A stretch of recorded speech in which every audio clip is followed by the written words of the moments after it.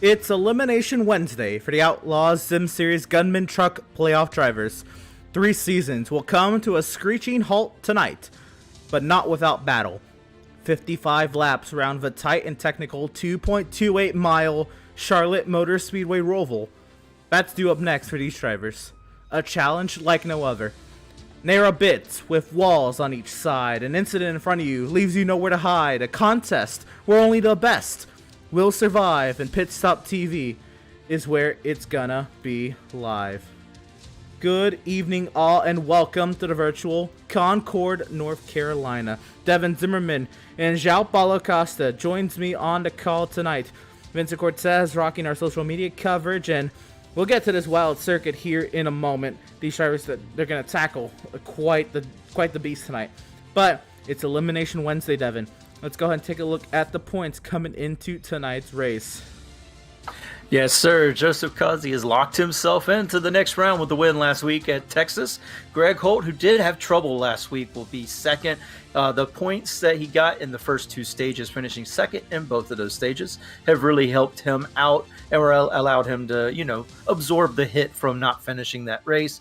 Jeremiah Stutzman finishes gets third in points right now, and Seth Berger is fourth, and then it gets really tight from there. We have Max Service with 11 clear at this point, Tyler Markle 9 clear at this point, and then Kyle Lingerfeld is the cut line, 9 clear as well. 9 points, of course, behind them, Seth Fitzpatrick, who will be hunting them down. Road courses seem to be something he's good at, so this could be a big turnaround if he's able to put together a race like he did at Watkins Glen earlier in the season. Matthew Setzer is going to have some work to do, and Brad Bothwell as well. I don't know if there's going to be enough cars on track for them just to make it up that way. They're going to have to get stage points, and they're going to have to get a lot of them if they want to continue in past this week. I mean, the mile and a halfs are over, Emerson. This is where we get to the good stuff. Yeah, absolutely. And the good stuff, it starts with tonight's beast of a racetrack. JP, why don't you go ahead and take us through a lap around the Charlotte Motor Speedway Roval and kind of the trouble spots you're looking for and what you're looking forward to tonight. The trouble spots around Charlotte, it's everywhere. This track is so difficult in GT cars, and it's going to be especially difficult in this truck series. Obviously, you start flat out, heading into turn 1. It's quite a difficult turn-in zone. It's more of a 90-degree corner. You can really go just a tiny bit wide and hit the wall on the outside, and then you swing it on turn 2, not quite flat, because you have to line yourself up for turns 3 and 4.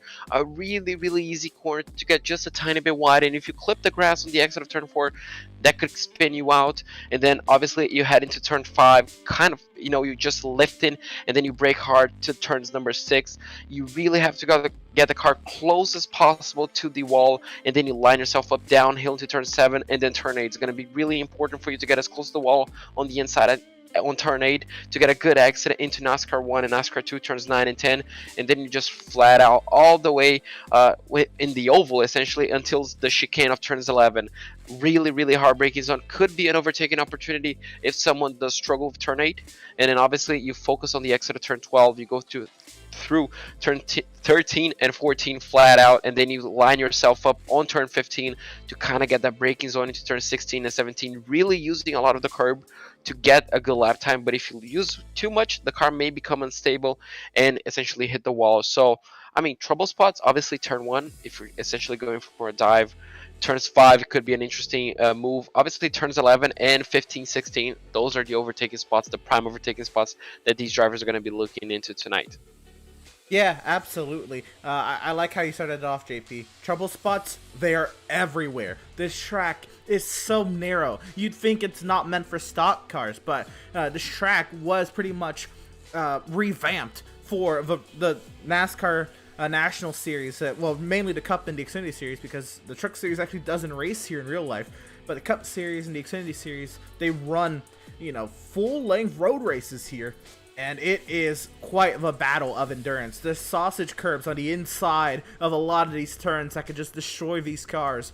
JP mentioned the chicanes as as the prominent braking zones. You also see people try to get a little hungry as they approach the turn 1 braking zone, and they try to send it into turn 5 and 6. I mean, really anywhere you can get caught out from. You have to be watching your mirrors, but also very importantly, watching what's out your windshield, because there's just nowhere to hide. It's going to be an absolute thriller tonight, because I mean, this is what Devin's talking about. We get to the good stuff. Let's look at what we've kind of gone through so far. We've gone through the gauntlet of the regular season, and then Devin said the mile and a halves are over. Kansas, Kentucky, and Texas. But Devin, this is the good stuff. Exactly, yeah. The mile and a halves, the bread and butter tracks of the NASCAR circuit are pretty much over. The only one we have left is the championship race. So in order to get there, you got to get through tonight, and you got to get through Bristol. We're going to start tonight the Charlotte Roval, 55 laps around this gauntlet of a track. Then we head to the Mecca of Talladega. That is going to be a killer of a race. If you even just barely get it wrong there, you got to go to Bristol and you got to perform there. There's nowhere to hide. There's nowhere to hide the rest of the way. Cutoff race tonight, cutoff race at Bristol, championship at Atlanta. It is going to get good. Like I said last week at Texas, Causey locked himself in. He is the favorite tonight. I would have to think as good as he was at Watkins Glen. But, I mean, Seth Fitzpatrick could put on a show. Any one of these drivers could put on a show if Joseph Causey happens to run into trouble. But again, I mean, he's locked in, so it really doesn't matter for him, but I'm sure he wants to go out there and get it done. It is going to be a dogfight from here on out. Absolutely. 110% is going to be a dogfight. And, I mean, JP, we've set the stage. As a relatively new fan to the Outlaws Sim Series, what's going through your mind before we have to kind of cover this race? What are you thinking right now? I mean, I'm just thinking already into strategy. I do broadcasts with Andrew on the NARL, and out there, it's GT racing, only one pit stop. You always think about strategy as soon as lap one ends, and I'm just interested to see what these drivers are going to do in the truck series. You have 55 laps. You don't have, stage cautions. How does the strategy play out? Do you just go full on attack? Do you save tires and try to save a little bit of fuel? What do you do if you're not leading? I think that's a very valid question. It's going to be absolutely wild tonight to see what strategies come to the forefront tonight. The fuel mileage, it depends, I think, on how hard you're pushing. Because I think the fast drivers, they're not going to be able to make it on a one-stop. But maybe somebody who's pacing themselves a little bit more, maybe they can make it on a one-stop. I don't know, because they run 100% fuel loads. 27 laps, that's a stretch. I don't know. But you know what? That's the fun of it. We're going to find out when we get into this. But don't you go anywhere. More pre-race coverage, pre-race interviews, and more on the far side of this break. Don't go anywhere. We're here, Elimination Wednesday at the Charlotte Motor Speedway Roval. Don't go anywhere.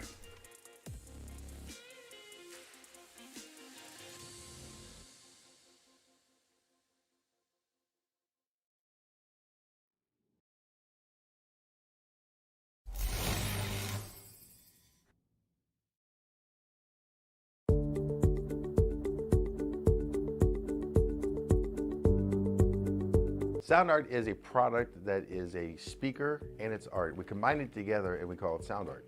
What makes it so unique that any picture can be your speaker? Sound art gives you the high quality sound without the ugly speaker. This isn't a picture with a speaker, the picture is the speaker. Just imagine your wedding picture uploaded onto a canvas and now it's speaking 10,000 tunes. I mean, it's a very cool concept. What we like so much about it that you can take anything that means something very special to you, upload it on the canvas, have it hanging up in your room, your balcony, wherever you want to put it, and now it's a speaker. I mean, how cool is that? It's something that we have that and no one has. No one has this product. It's just a great gift to give anybody. It's just a neat concept. Around here we say, art never sounded so good.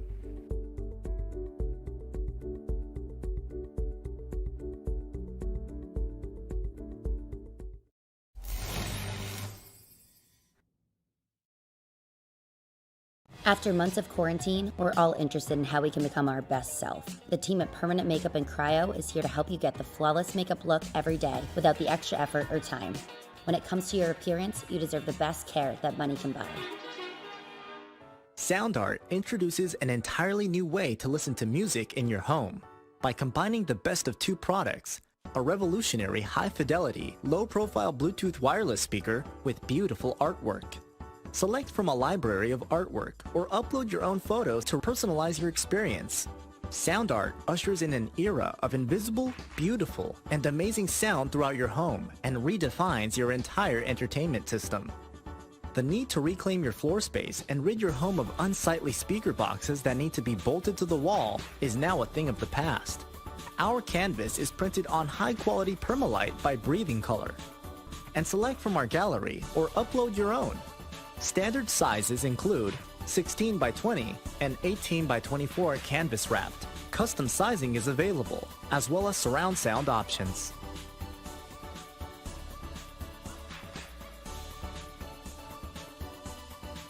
Have you found yourself trying to hide your joy because you're unhappy with your teeth? Your smile is the first feature noticed in an interview, on a date, or in family photos. We want you to be able to shine bright as your best self, and our teeth whitening system is the perfect step toward restoring your confidence.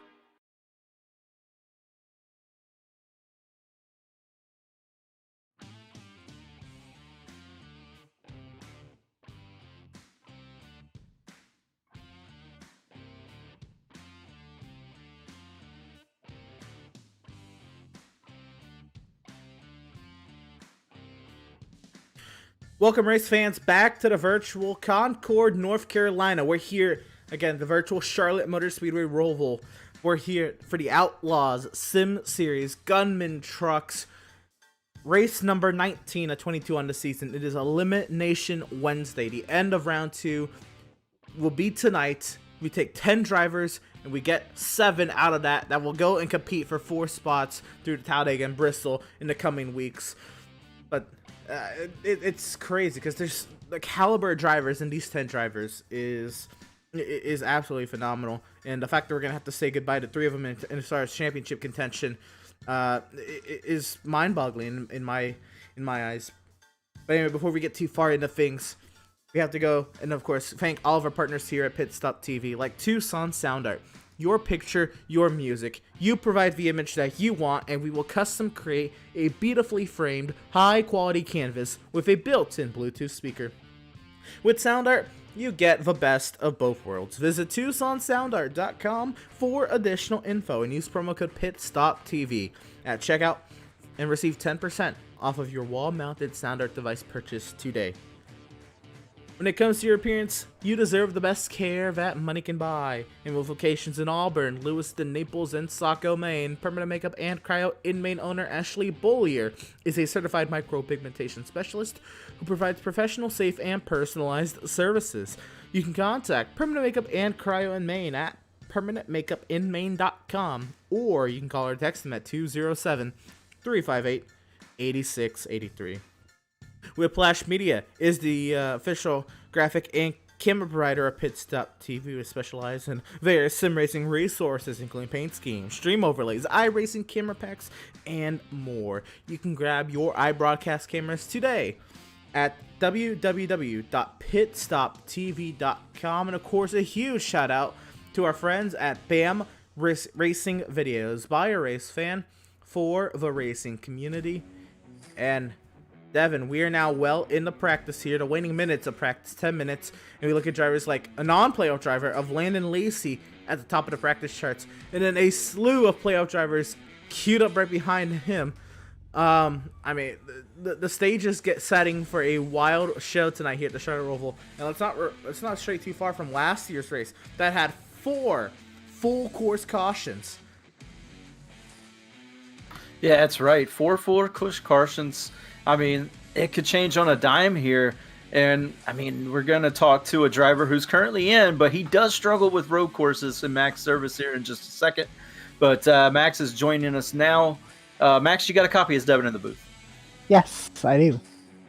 Hey, how's it going, my friend? We are at the Charlotte Roval. I know these aren't your favorite of tracks, but you're going to have to stick it out tonight to get yourself through to the next round. How are you feeling?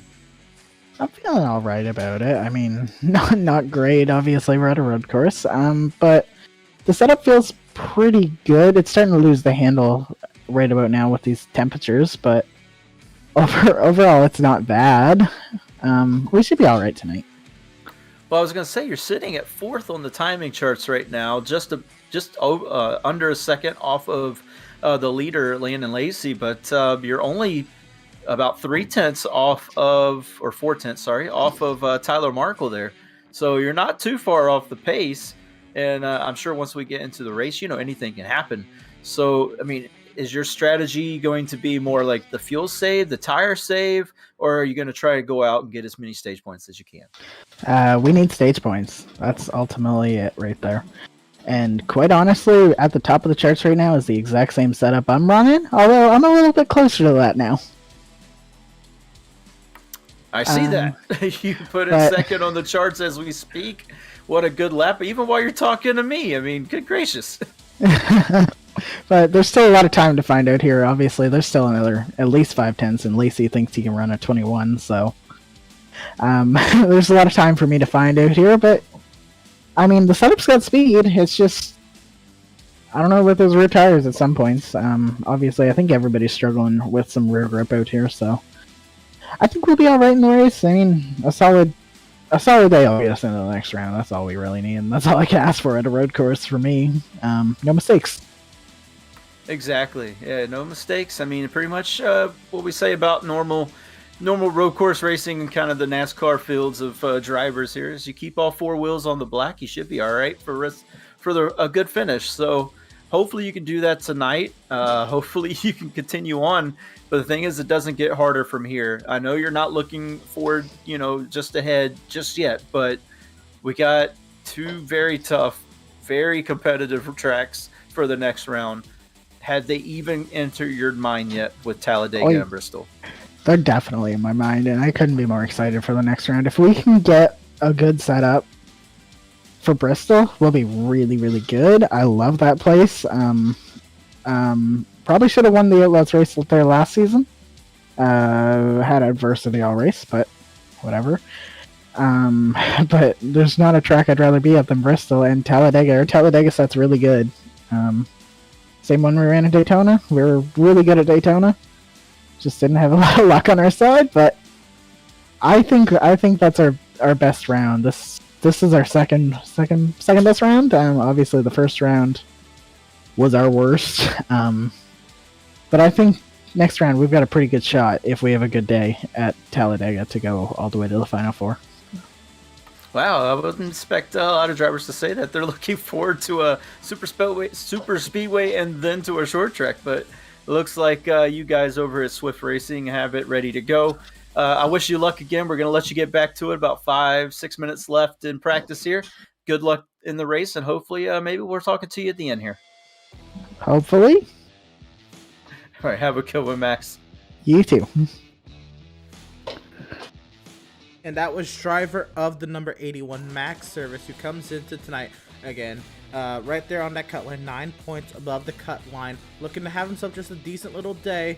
Road courses normally is what he says, not his thing, but right now he has gone second quickest on the charts, and we look to now a driver who did kind of prove that they can stick to it on the road courses this season. Driver number 2, Seth Fitzpatrick. When I say road courses, you had one at Watkins Glen. Joseph Causey had a pit penalty, but from then on, it was tooth and nail, neck and neck between Seth Fitzpatrick and Joseph Causey for the final 20 laps at Watkins Glen. He comes into tonight's race, though, 9 points below the cut line. He's standing by with JP Costa. So Seth, obviously you seem like a great driver around road courses, and this should bring you confidence. Coming into tonight's race, you're 9 points below the cutoff line. How are you feeling? I'm feeling pretty confident with the truck. Just gonna try to keep it on the island. I think if we can keep it on the island, it'll pan out pretty good for us. Well, that's what we like to hear. Currently, you're 9/10 off Lacey's lap time. Are we seeing some sandbags in that truck? Are you planning to letting those off in qualifying? No, I wasn't really out there pushing it. I wasn't really sandbagging, but I wasn't really trying all that hard. I'm just trying to get good and comfortable for a good race pace. Well, race pace it is. What's the strategy around here? We kind of asked this question on the pre-race show. Coming into a road course, obviously in these NASCARs, do you go full on attack on those tires? Do you kind of nurse them and have better tires for the end?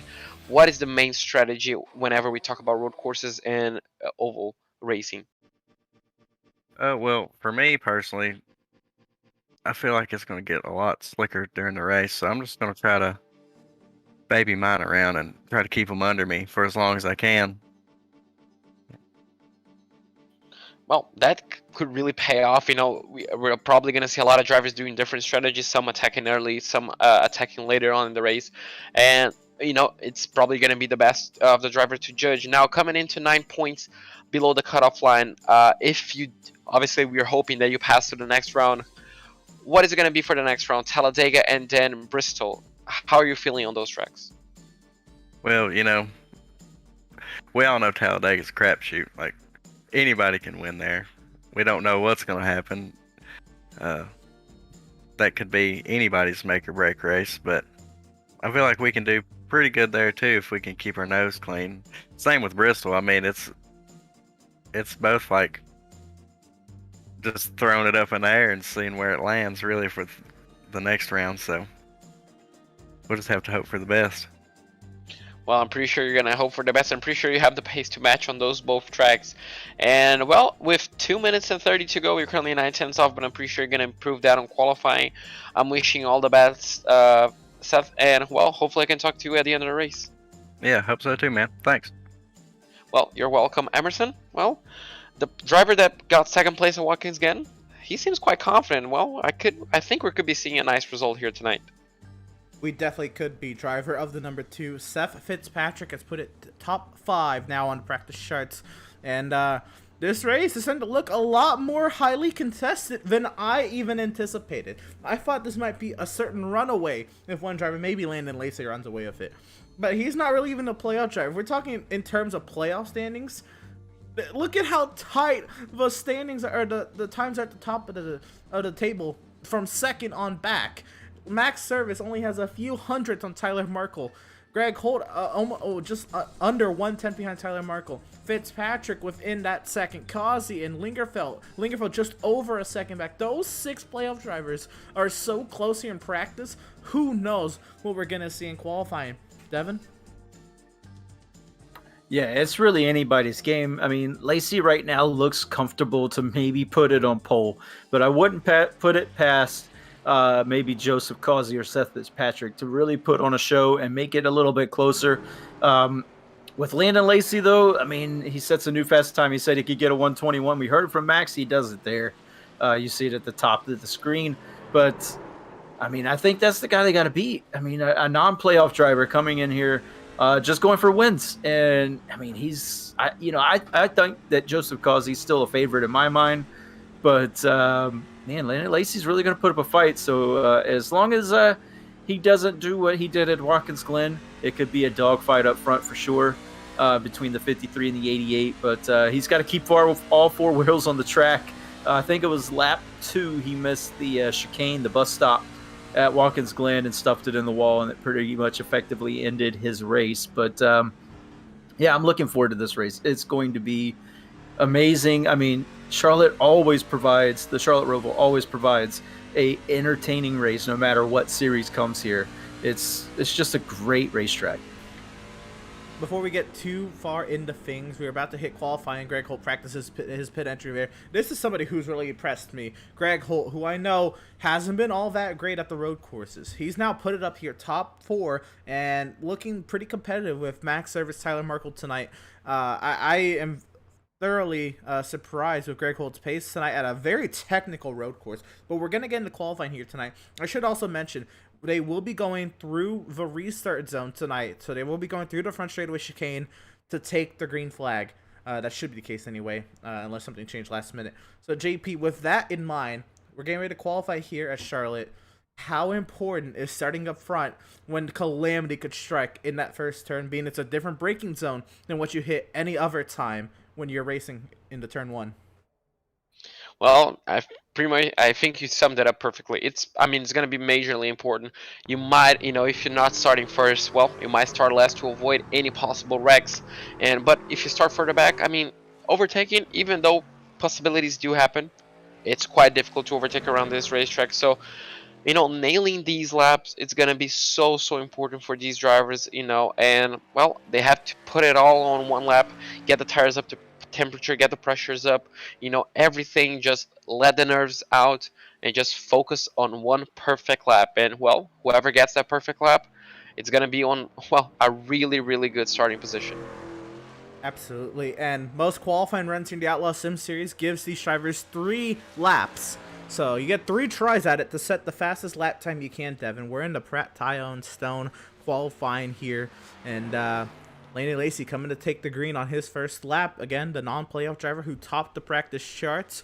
Laney Lacey, he asked, what was I doing about an hour and a half ago? And I said, I'm just preparing for this broadcast. And he said, they're at the Roval? Sign me up. And well, here he is. Yeah, of course, and he showed speed at Watkins Glen, like you said. He qualified on pole there, set a blistering time, and then just had issues on the second lap, just overdriving the bus stop. So I don't think he will repeat that mistake again. Landon Lacey is not the type of driver to make the same mistake twice. Really good through the redneck roller coaster, so dubbed there, with turns 6, 7, and 8 here. And then we're going to hit NASCAR 1, a little bit of a tail happy, getting onto that, able to keep it under control, gets all the way to the bottom. Just a very clean, very good and fast lap so far from Landon Lacey. Yeah, he's absolutely, and I appreciate you mentioned, Devin, you just have to be smooth around any track, doesn't matter which car you're driving, doesn't matter which series you're driving, you just have to be smooth. Smooth is fast. If you just overcorrect, you're just going to be losing a lot of time, and you can see he just completely nailing perfectly. He can use a bit of that grass on the braking zone. He's going to be using a lot of the curb on the 16 of 17, and will he nail the lap? That's going to be a 1:21.846. Is going to put him on top of the lap time. That's going to be faster than practice, isn't it, Emerson? It is a faster lap time than he said in practice. He said a 1:21.886 in practice. He goes even faster. Now, Tyler Markle, a driver who I believe comes into today's race 11 points above the cut line. He's looking pretty stout if the practice time said anything. But Max Service came and took that second spot away towards the end of practice here. Tyler Markle trying to see if he can maybe get his second win on the season tonight. And let's not forget, Devin, you'll recall this one, because this was a long time ago. I think this was last August we're talking now. Lingerfeld sets the second time. Max Service goes second quickest, and Kazi goes third quickest. Tyler Markle won the season opener last year at the Auto Club Road Course, which is not a road course normally ran by NASCAR, but it's a Roval nonetheless. Tyler Markle likes these road courses. He loves the Charlotte Roval, and he's starting to show some pace tonight.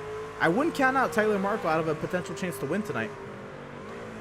Yeah, definitely don't count out Tyler Markle. He runs for Dark Horse Racing, and he is a dark horse for the win tonight. Like you said, he already has a win at a road course in the Outlaw Sim Series. He likes road courses. He's not a slouch on road courses at all by any means. And he's real smooth here so far on the opening parts of the lap. I personally think that those first 4 turns are the hardest part of the lap at the Roval, and he's nailed them pretty good here so far. Now it's just all about picking up the speed and nailing turn 8. You can get turn 8 and get speed through there. It does it really well. Gets up to the banking, all the way to the wall, dive it down to the inside. Looks pretty good so far. I think he would want to get a little lower, a little quicker, but so far so good for the 42 truck. Looking very stout as he heads into the chicane here. He looks very fast as well. The question is, will he be faster than the 53? Currently, the gap between first and second is 1.4. I'm pretty sure he's going to be aiming to essentially go between those two, because Lacey seems unbeatable so far. So, we're just going to have to answer. It's 3 more corners. Now, 2 more corners, not using all of the tracks, so he might lose a bit of time, not using a lot of the curb. Getting the car quite nailed it down. It's a 1:23.3. And, well, the number 42 is going to be going third place, 1.5, only a tenth of a second behind Service. And now all eyes are on Holt, the number 3 driver. Yeah, Greg Holt once again surprised me with the pace he showed on road courses. I recall running NIS back in February. Now I know this was a long time ago, and he's had. I mean, he's a way better driver than me, pretty much any other time. But we did NIS at the Daytona Road Course back in February, and I was shocked at we got into the same split. First of all, how we got into the same split, and then I never saw him.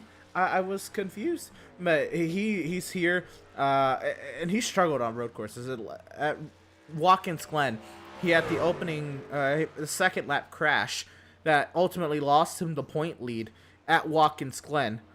So he's not coming with a lot of luck on his side at these road courses, but he has shown a lot of pace here in the practice session. And Greg Holt now working his way through NASCAR 3 and 4, and a couple of the track names I should also say. Wrapping up that thought on Greg Holt, a couple of the corner names. The Redneck Roller Coaster, the Hammerhead. Hammerhead's 3 and 4. Redneck Roller Coaster 6, 7, and 8. Greg Holt will place that 3 truck 5th out of 6 times. But those corner names, the Hammerhead and the Redneck Roller Coaster, those are unofficial corner names, but those are names that Andrew Carnelli IV, who comes to this track a lot, covers legend cars when they run on the Legends Road Course out here. He covers this track a lot in person. He says this is what they call it. He dubs these turns when he does broadcasts here at the Charlotte Roval as well. The Hammerhead and the Redneck Roller Coaster. So if you're curious on where those names came from, I guess it's more of a unofficial corner name. How about last season's champion, though? Seth Berger, now on the clock, looking to see what he can do with the 77. Yeah, Seth Berger, another guy. I mean, Swift Racing, those guys, not as comfortable on road courses. We heard Max earlier. He's not as comfortable on road courses. He's on oval, but he showed a lot of speed, and we know that the same setup is in that 77 truck. Seth a little loose there as he gets on the turn and tries to get up to NASCAR 1. But, I mean, like we said, the same setups in that truck running the Gray Ghost scheme that he won the championship with last season. It brought him a lot of luck last season at Kansas. And so he's trying to do it again, a little squirrely under braking. He had to really back it down. That's going to cost him some time as he exits the back stretch chicane. He heads into NASCAR 3 and NASCAR 4. He's going to finish his lap here in just a minute. It's not looking awfully quick, but I definitely think he can put it in front of Lingerfelt, maybe even Holt. We'll have to give it a shot here. I don't know where he went. Oh no! Did the lap get invalidated? The lap he must have hit grass or something because it's invalidated. I'm pretty sure. Oh my goodness! What wasn't that tank slapper a contact with the wall maybe? Under braking? I think you're right. There on the back straight of chicane, he got a little sideways under braking. He had to catch the truck. And even a 0x, as you know, JP and Devin, both of you have qualified here on the sim several times. When you get any incident notification, even the 0x, your lap is invalidated, JP. Yeah, exactly. So on a track like this, obviously, Emerson, you are an F1 guy as well. So on a track like this, sometimes it feels like Monaco, how close you're running to the barriers, how close you have to run to get the best lap time, the optimal lap time. So, sometimes you can see under braking, kind of just kissing the wall. I'm not pretty sure if he did it again. We're going to have to wait and see if this lap counts. So sometimes you're just a bit too eager to get that extra thousandth of a second. You just extend your braking point, and sometimes the car can get a little bit squirrely, and you can touch. That lap time was really good. Apparently, it was a 1:22, so it could have put him, I guess, in second or third place, maybe even fourth. So it was a really good lap time. We're gonna have to see if he can do a similar lap time on this one. He only has 4 seconds left on the clock. It does a 1:24, so nearly 2 seconds. He goes on 7th place.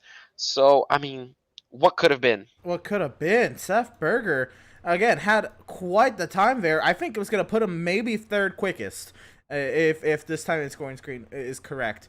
But we're here. We are into the race session now. It's time we get off and running with our starting lineup tonight. How about Devin? You take us through the first 12 starters.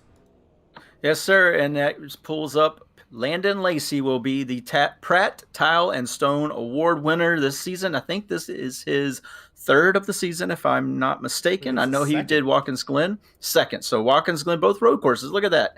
So Landon Lacey wins the Pratt Tile and Stone Award tonight here at the Charlotte Roval. Alongside of him, Max Service is going to be in that 81 machine on the outside.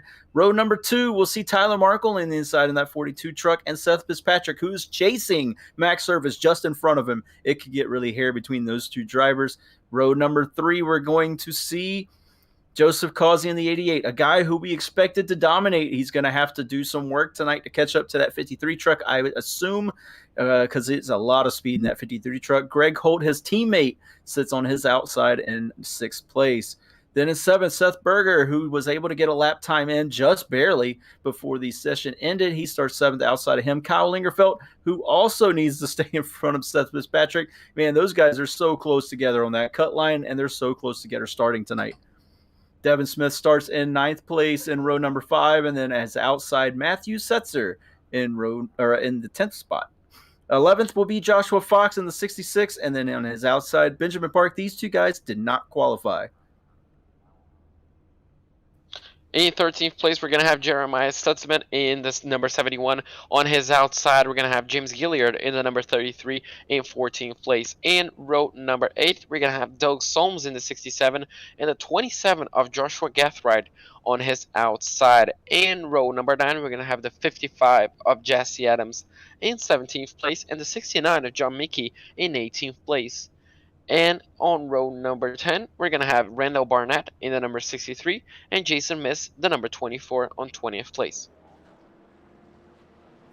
In 21st place, we're going to have Andrew Cower in the number 12 and the number 96 of Matt Rogers in 22nd place, running off row number 11. In row number 12, we're going to have Eric Peck in the 25 car and the number 48 car of Garnet Velzi on the 24th spot. And, well, that's going to be our grid, Emerson. Absolutely. Thank you, boys, for taking us through our starting lineup tonight. And we're working our way now on the long, well, it feels long, but the formation lap nonetheless here at the Charlotte Motor Speedway. The warm-up lap, the pace lap, the lap before we turn these boys loose.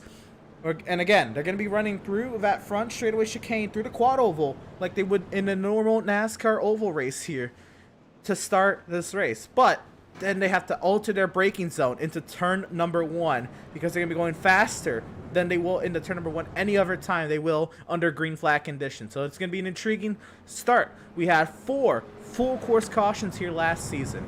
The rule is 3 vehicles, I believe, will result in a full course yellow. And we had 4 full course cautions last time around. Tonight, the stages will be awarded at the completion of lap 11 and the completion of lap 25. And let's take a look at the weather before we get into the race today. Devin, 122 degrees. The track temp, caliente, man. It is. It's really hot out there. It's going to be really slick. We heard Seth Fitzpatrick talk about it in the interview with JP earlier. He said the track's feeling really slick. It's only going to get slicker as rubber is laid down, especially on the infield section. So we're going to see a lot of slipping and sliding if these guys are not careful and don't take care of those rear tires. But all the drivers that we interviewed said that the rear tires really are starting to go away very quickly. So we'll have to watch that as they head in here to the backstretch chicane. Just a quick note for the backstretch chicane, if all 4 wheels miss the chicane, so all 4 wheels have to miss the chicane, if that happens, they have to come to a complete stop in the chicane before they can keep going again. This is something that is done in real life NASCAR. The sim does not recognize that. It just does a slow down penalty. It does not make you stop. But for the Outlaws Sim Series, they have decided to honor the NASCAR rules and will see them stop if they miss either the backstretch chicane or the front stretch chicane. And that could be a game changer during the race. If you just get a small mistake, you get a small tap, that could really change the complexity, even early on in the race, whenever everybody's close up together. So all eyes are going to be, if anyone misses that apex, it could really throw the race on its head. And speaking about a race on its head, we're about to head into turn number 1 as the field works their way through the restart zone. The green flag is out, and we are racing from the Charlotte Roval.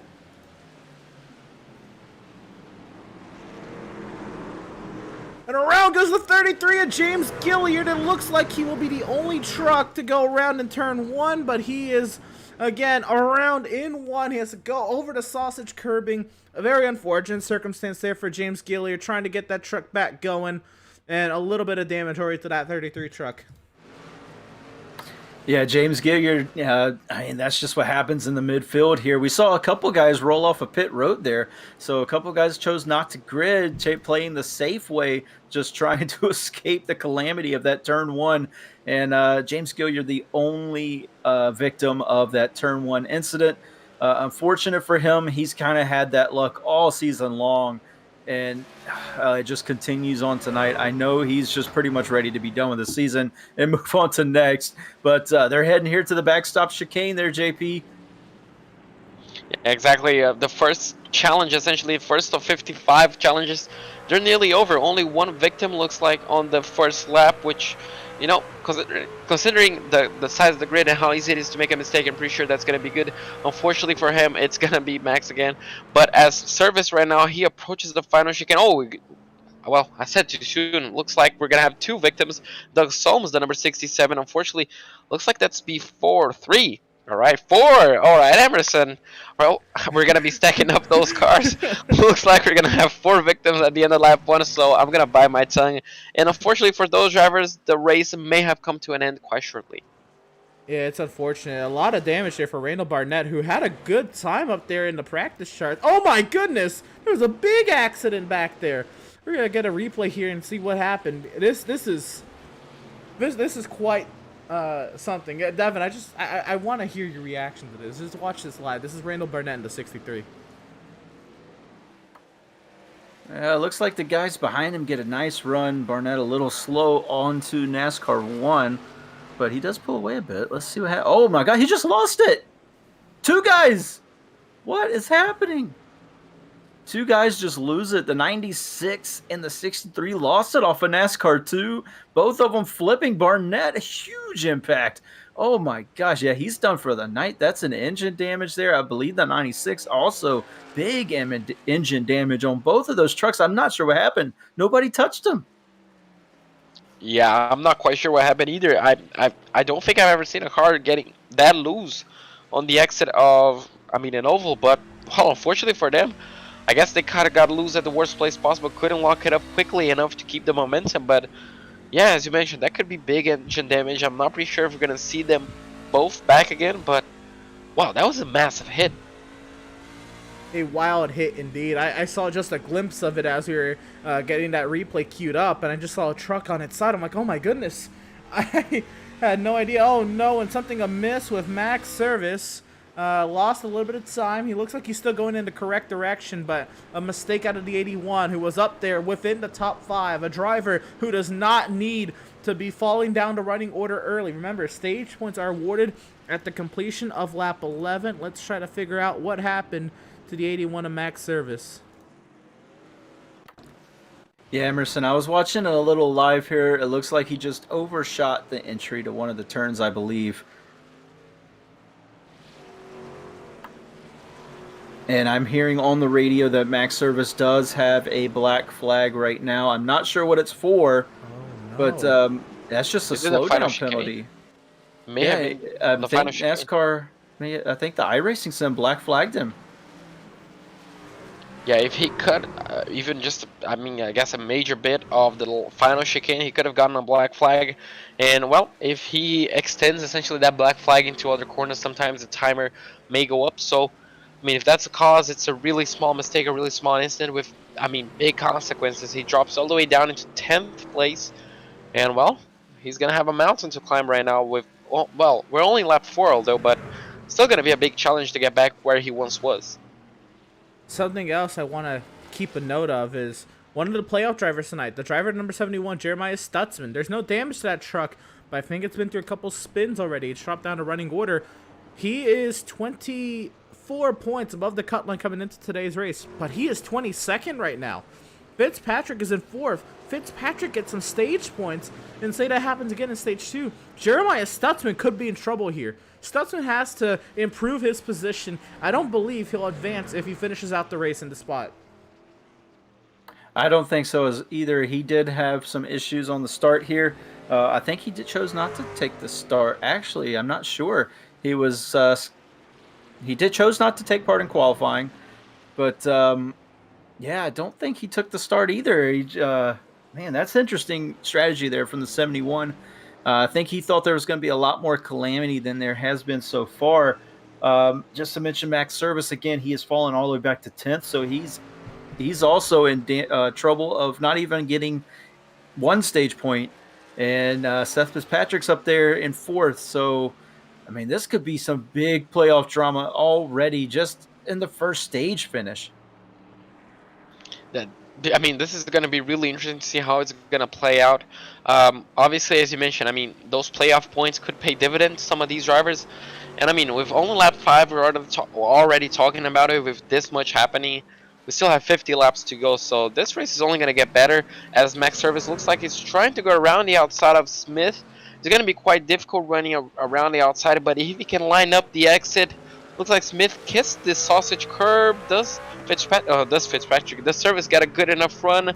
Not quite. So he's gonna have to lay back, trying to line up a move once again. But you know, this is the challenge. It's quite difficult to line up a move and get a good exit to try and get past him. But looks like Devin Smith is doing a fantastic job just defending. He goes quite wide on the entry of the oval, and that's gonna allow Service to go the inside. He's gonna be squeezing, but the 81 goes down the inside.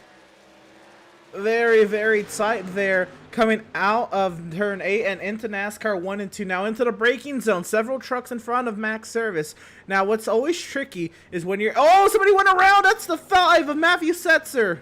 One of the other playoff drivers who is below that cut line. He needed a good run today. He's gone around. He's got a lot of right side damage as well. Yeah, it looks like it's just on the door there. That shouldn't affect him too much. Maybe just a little bit down the straightaway, but nothing there with the rear fin, the rear spoiler of the truck, or the front end of the truck. So just door damage for him. Shouldn't affect him too much. We're going to jump back up here to Seth Fitzpatrick, who is challenging Joseph Causey. I mean, look at this. This was a replay of the battle for the win at Watkins Glen, except for this time it's for 3rd place. It's for a podium spot. And Seth Fitzpatrick all over the rear bumper of that 88 right now, JP. Yeah, he's looking really, really racy. The number 2 really wants to get past and get within that essentially podium position, the top 3. We're not quite sure if he has the pace to probably challenge Marco, but I mean, he definitely has the pace to challenge Causey because that's what he's doing. He's trying to get a good exit. Will he be looking down the inside of the chicane on the back straight? And I don't think he's close enough. Yeah, not quite close enough, but look, well, he's extremely close. So anything that the 88 does that may compromise his exit, the number 2 is going to be right there to pounce on it. And I mean, trying to get that position. This is always probably the best part of these races, in my eyes, is watching drivers have to battle each other in stock cars at a road course, at a technical road course at that. How do you find your way around the other driver? How do you either force the other driver in front of you to make a mistake, or how do you just power by them, or do you use the fenders on your truck to power by them? It's always intriguing to me to watch these battles take place. And we saw Causey and Fitzpatrick. They had a 25 lap battle at Watkins Glen very cleanly. I don't think they made contact more than a couple times, and maybe that was like only a couple times in the S's. These drivers, they're very clean. They respect one another. They understand, they're both in the playoffs. Fitzpatrick, I think, also will think about the big picture here and knows maybe a couple of his playoff competitors, a couple of his peers are in trouble, and he's up in 4th. But at the same time, he's outside the cut line coming into today's race. How valuable is that 1 point? 1 point dangling in front of him right now. Yeah, exactly, Emerson. I mean, he sees Causey. He knows he's just faster than him, just a hair faster than him at this point. But it's so hard to pass at this track unless you bully your way in there. He tries to overdrive the entry into the backstop chicane, but unfortunately he is not able to get there. And you see Causey scampers away, getting the run off of the chicane a lot better. So Fitzpatrick's got some work to do here. And one thing I did notice as we were riding on board with Fitzpatrick, he is really overdriving the truck compared to Causey. In my opinion, from what we were seeing, he's really fighting the wheel off the turns, lighting those rear tires up off the turns, where it looks like Causey's truck is very planted right now. So If I know Joseph Causey, I've raced with him a lot, and he's really good about taking care of his tires at road courses, especially. He can hold on to those tires better than anyone almost, and it looks like he's just biding his time right now, just trying to hold on to those tires where the two truck is really pushing the issue, trying to force mistakes, trying to force his way by at this point. And he's there again, JP, but that's what it looks like to me in this battle. No, 100%. I was going to mention that the number 2 is just really overdriving. He's really pushing those tires to what I would say is the limit. Obviously, I don't have a lot of experience in the trucks to know the tire life. I do know you can do that with GT cars, but I'm not quite sure how sensible it is, especially when you change all 4 tires during the pit stop, even in a 55 lap race. So, it could really pay off right now if he can get that move, pushing those tires. But at the end of the stint, he might just be falling off the cliff. And as you mentioned, Emerson, it's going to be quite different. When you come from NASCAR and Novo stuff, you may use the bumper to get past. That could be a valid strategy. We've seen drivers doing that in real life. And obviously, from where I come from, GTs, you're going to get damage doing that. So, I mean, if you do it properly, it could be a valid strategy. Now, the question is, do you do early on or later on in the race? Yeah, absolutely. When you think of it, GT racing or open wheel racing, especially open wheel racing, because that's dangerous. But in GT racing, normally that's frowned upon. You will see warnings or penalties for doing maneuvers like that. In NASCAR, that's all go. It's kind of the same with the track limits. If it's paved, it's game here in NASCAR. That's kind of how it is on these road courses, and part of it is just because these are just big, boxy vehicles. Like, how are you expected to keep these things within the track limits and be competitive at the same time? It's quite the challenge. Here comes Fitzpatrick. They're trying to send it into turn 8. He couldn't get down there, but he's right on the tailgate of the 88, down through NASCAR 1 and 2. Is this the time into the back straightaway chicane that Seth Fitzpatrick puts this overtake on Joseph Causey? Down the back straight, he'll break earlier this time, maybe to work on his corner exit, maybe to set him up for the front stretch chicane over the sausage curb. And there you go, Fitzpatrick trying to get the better exit, trying to see if he can out-drag Joseph Causey. I think Seth Fitzpatrick has been watching Joseph Causey riding behind him enough. He knows that Causey's braking early into these chicanes so he can get a better exit and stay in front. Seth Patrick is trying to imitate that now, trying to stay with Causey. He knows he's better than Causey in the infield section. That's where he catches him. So as long as he can stay right on that back bumper here in turn 1, he slides a bit though in turn 1, but as long as he can stay close right there through turns 1 and 2, he thinks he can get him here, possibly heading into the Hammerhead or the Redneck roller coaster of 3, 4, 5, 6, 7, 8. So he was really close last time. He's a lot closer this time, JP. Yeah, he's a lot closer, and that move down into turn 8 last time around, well, I'm pretty sure that's going to be causing Causey to keep looking in his mirror, and, well, you can see him down here. So right now the pressure could be setting in for the number 88 driver. He's going to have to handle that perfectly because the number 2, well, he's going to be going down the inside at any moment. Look at the exit that he got out of turn 8. This could be the money shot right here, the money exit. Will he go down the inside? He's getting closer. He's using a little bit of that slipstream. He was braking later. He's looking down the inside. Does he get the nose in? Not quite. The number 88 really outbraking the number 2. Quite surprising. And obviously, Emerson, no stage caution. So while you're battling out here, you're just seeing the number 42 just driving off into the distance, making your life harder to get to possibly fight for that second place. Yeah, and speaking about fighting for second place, it's not a fight up there or for a race lead, as we're now on the final lap of stage number 1. I want to give this man proper credit. Landon Lacey has been on an absolute tear since practice start. Whoa, a little sideways there. Though out of turn number 4, out of the Hammerhead.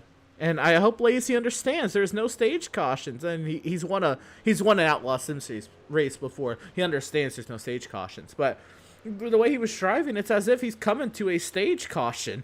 He's lining those rear tires up. Look at how much time Tyler Markle's gained now. It was over 10 seconds. Now Markle's under 10 seconds back of Landon Lacey. Yeah, Markle's really putting it there, but Landon traces it out here as they get into NASCAR 1 and 2. But you see it dips in, is kind of dipping in there between 10 and 9 seconds now. Lacey very clean, though, through the backstop chicane. A little squirrely on exit. But he's going to take it home here, I believe. And I mean, he's got to be the truck to beat for the entire night. No stage yellows again, so they'll keep going. The battle continues on for third place, and Markle looks to be coming home second as they come to the end of the stage, JP. Yeah, exactly. That's going to be a good haul of points for him. Unfortunately, obviously, not in the playoffs, but Marco will definitely be taking those playoff points. Now, the question will be, will Fitzpatrick try anything for third place? Not quite close enough, but I mean, he's going to be applying pressure all throughout the stint. And I mean, it's going to be interesting to see when they come down into pit road, who's going to be benefiting.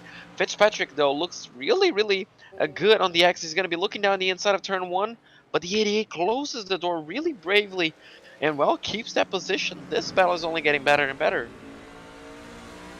I love that this is carried over from Watkins Glen. This is what kept us very much into the race at Watkins Glen, was when Kazi made his pit lane mistake. He got a pit road penalty. Here comes Fitzpatrick looking into turn 5. Can he set it up alongside? Into turn 6. Kazi into gone. the wall. Oh, no.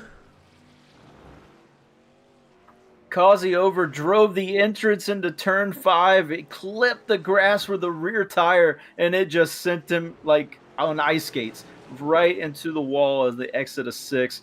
Big damage there. It looks like, well, not much actually. The truck looks fine. What the world? But I was gonna say that should have been pretty decent damage on the 88 truck. That's really gonna hurt him. But like he said, he is locked in. This is just out here, him running around trying to get another good finish. But, man, that finally, Seth Fitzpatrick put enough pressure on the 88 to force a mistake, and a big mistake it was, JP.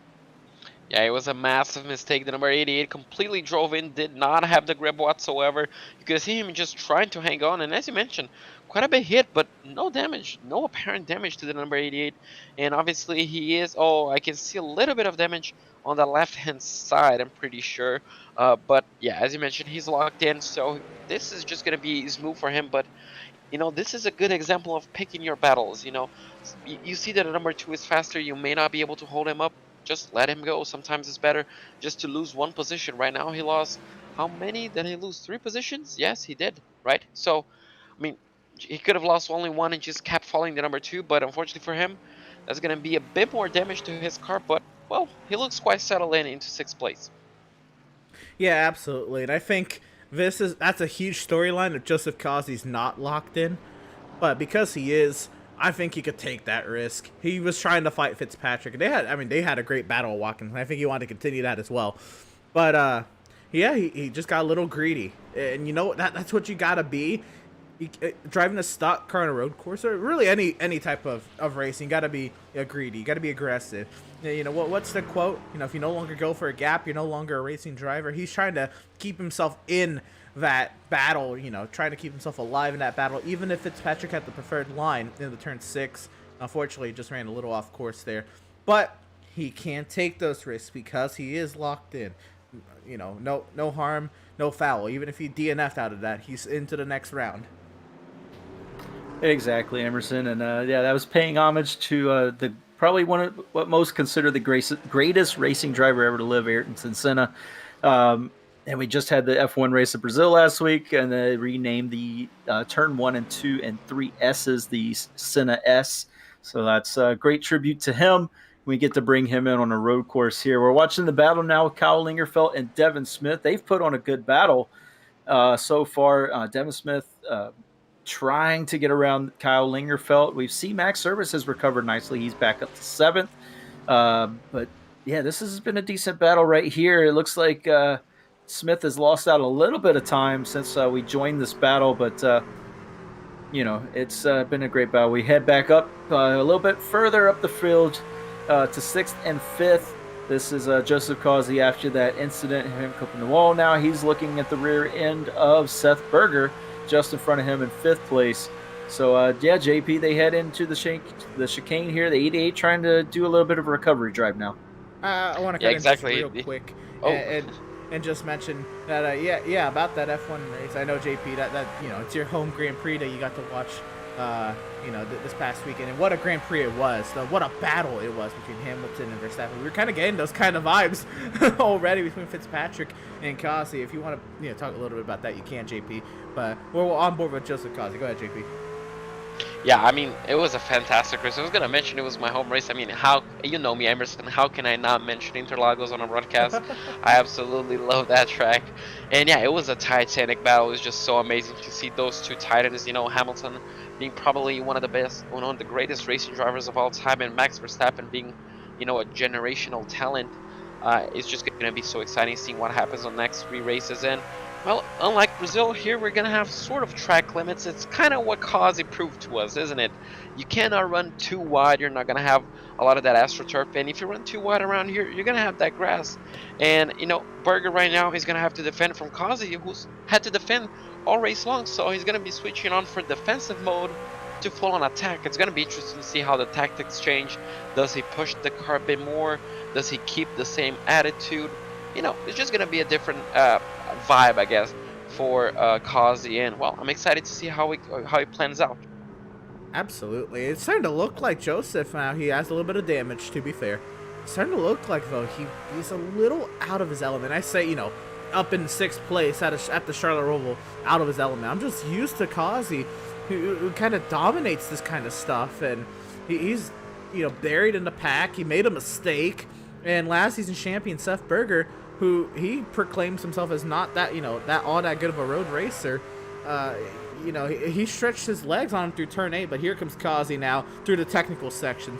Before we get too far along, I forgot to confirm the stage 1 results of everybody. Landon Lacey did win stage 1 over Tyler Markle. Joseph Kazi did get 3rd in the stage before he had the mistake battling Seth Fitzpatrick, who got 4th. Fitzpatrick did. Greg Holt 5th. Seth Berger 6th, Max Service 7th, Kyle Lingerfeld 8th, Devin Smith 9th, and Joshua Land Fox inserting his number 66 into the top 10.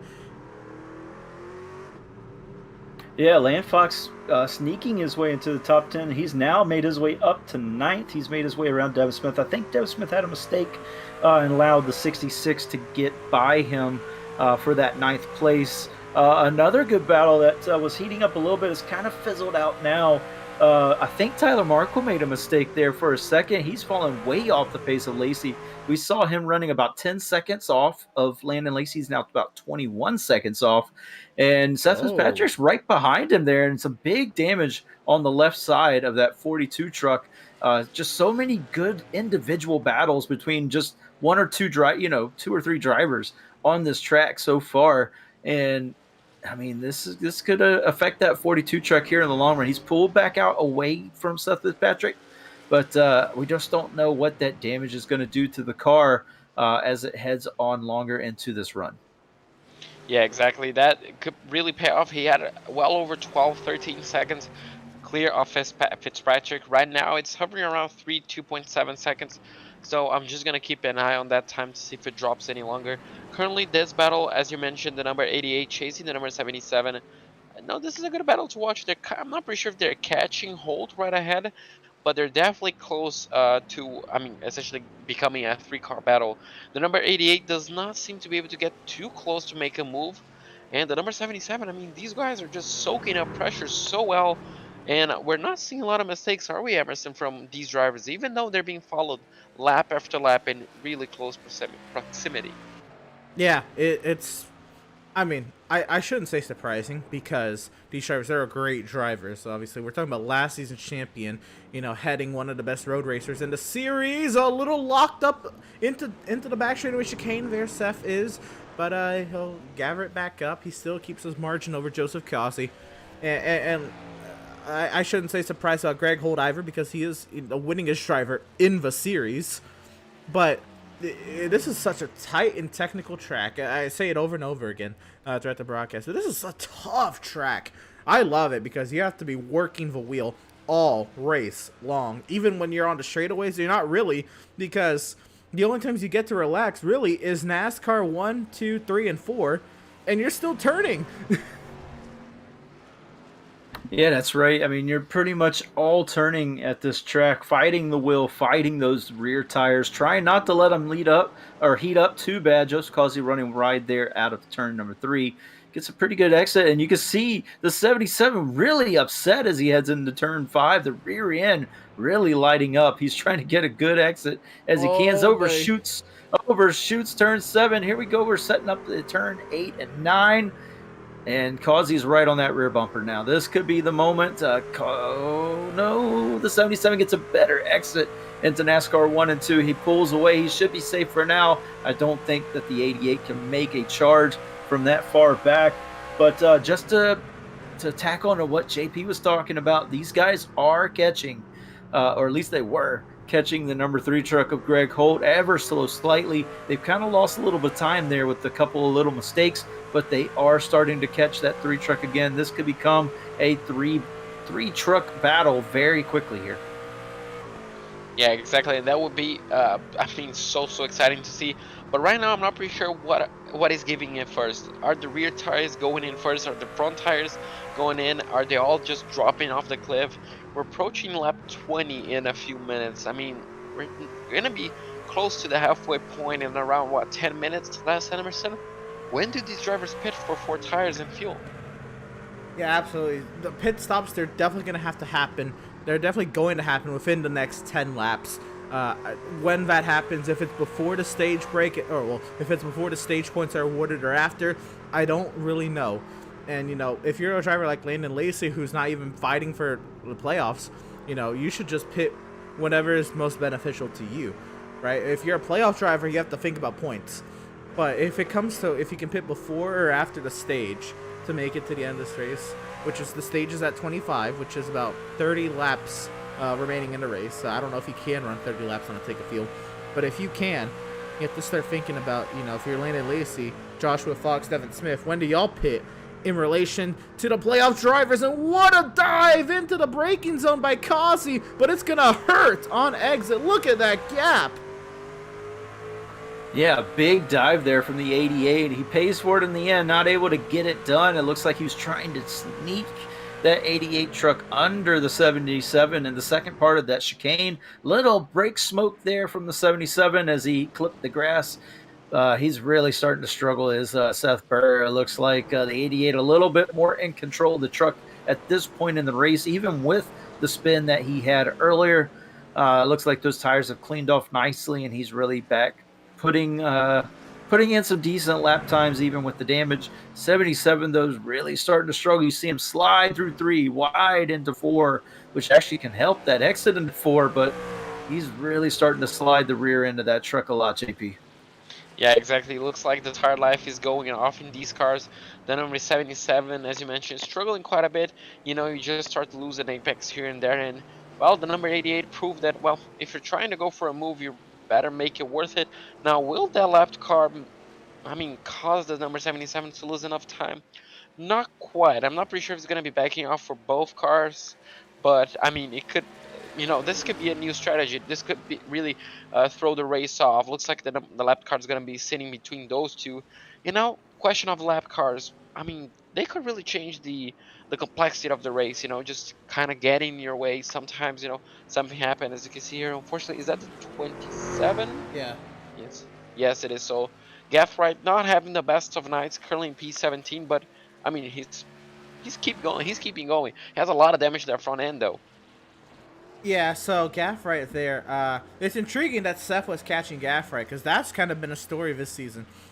Seth, when he's trying to catch Greg Holt, normally to the race win. We think back to New Hampshire and, the mistake on pit lane at Kentucky. Every time that Seth is trying to catch Greg Holt for position, it almost always seems like Seth and Gaff right tangle. Not that I'm ever blaming one or the other, but it just wrong place, wrong time maybe for both of them.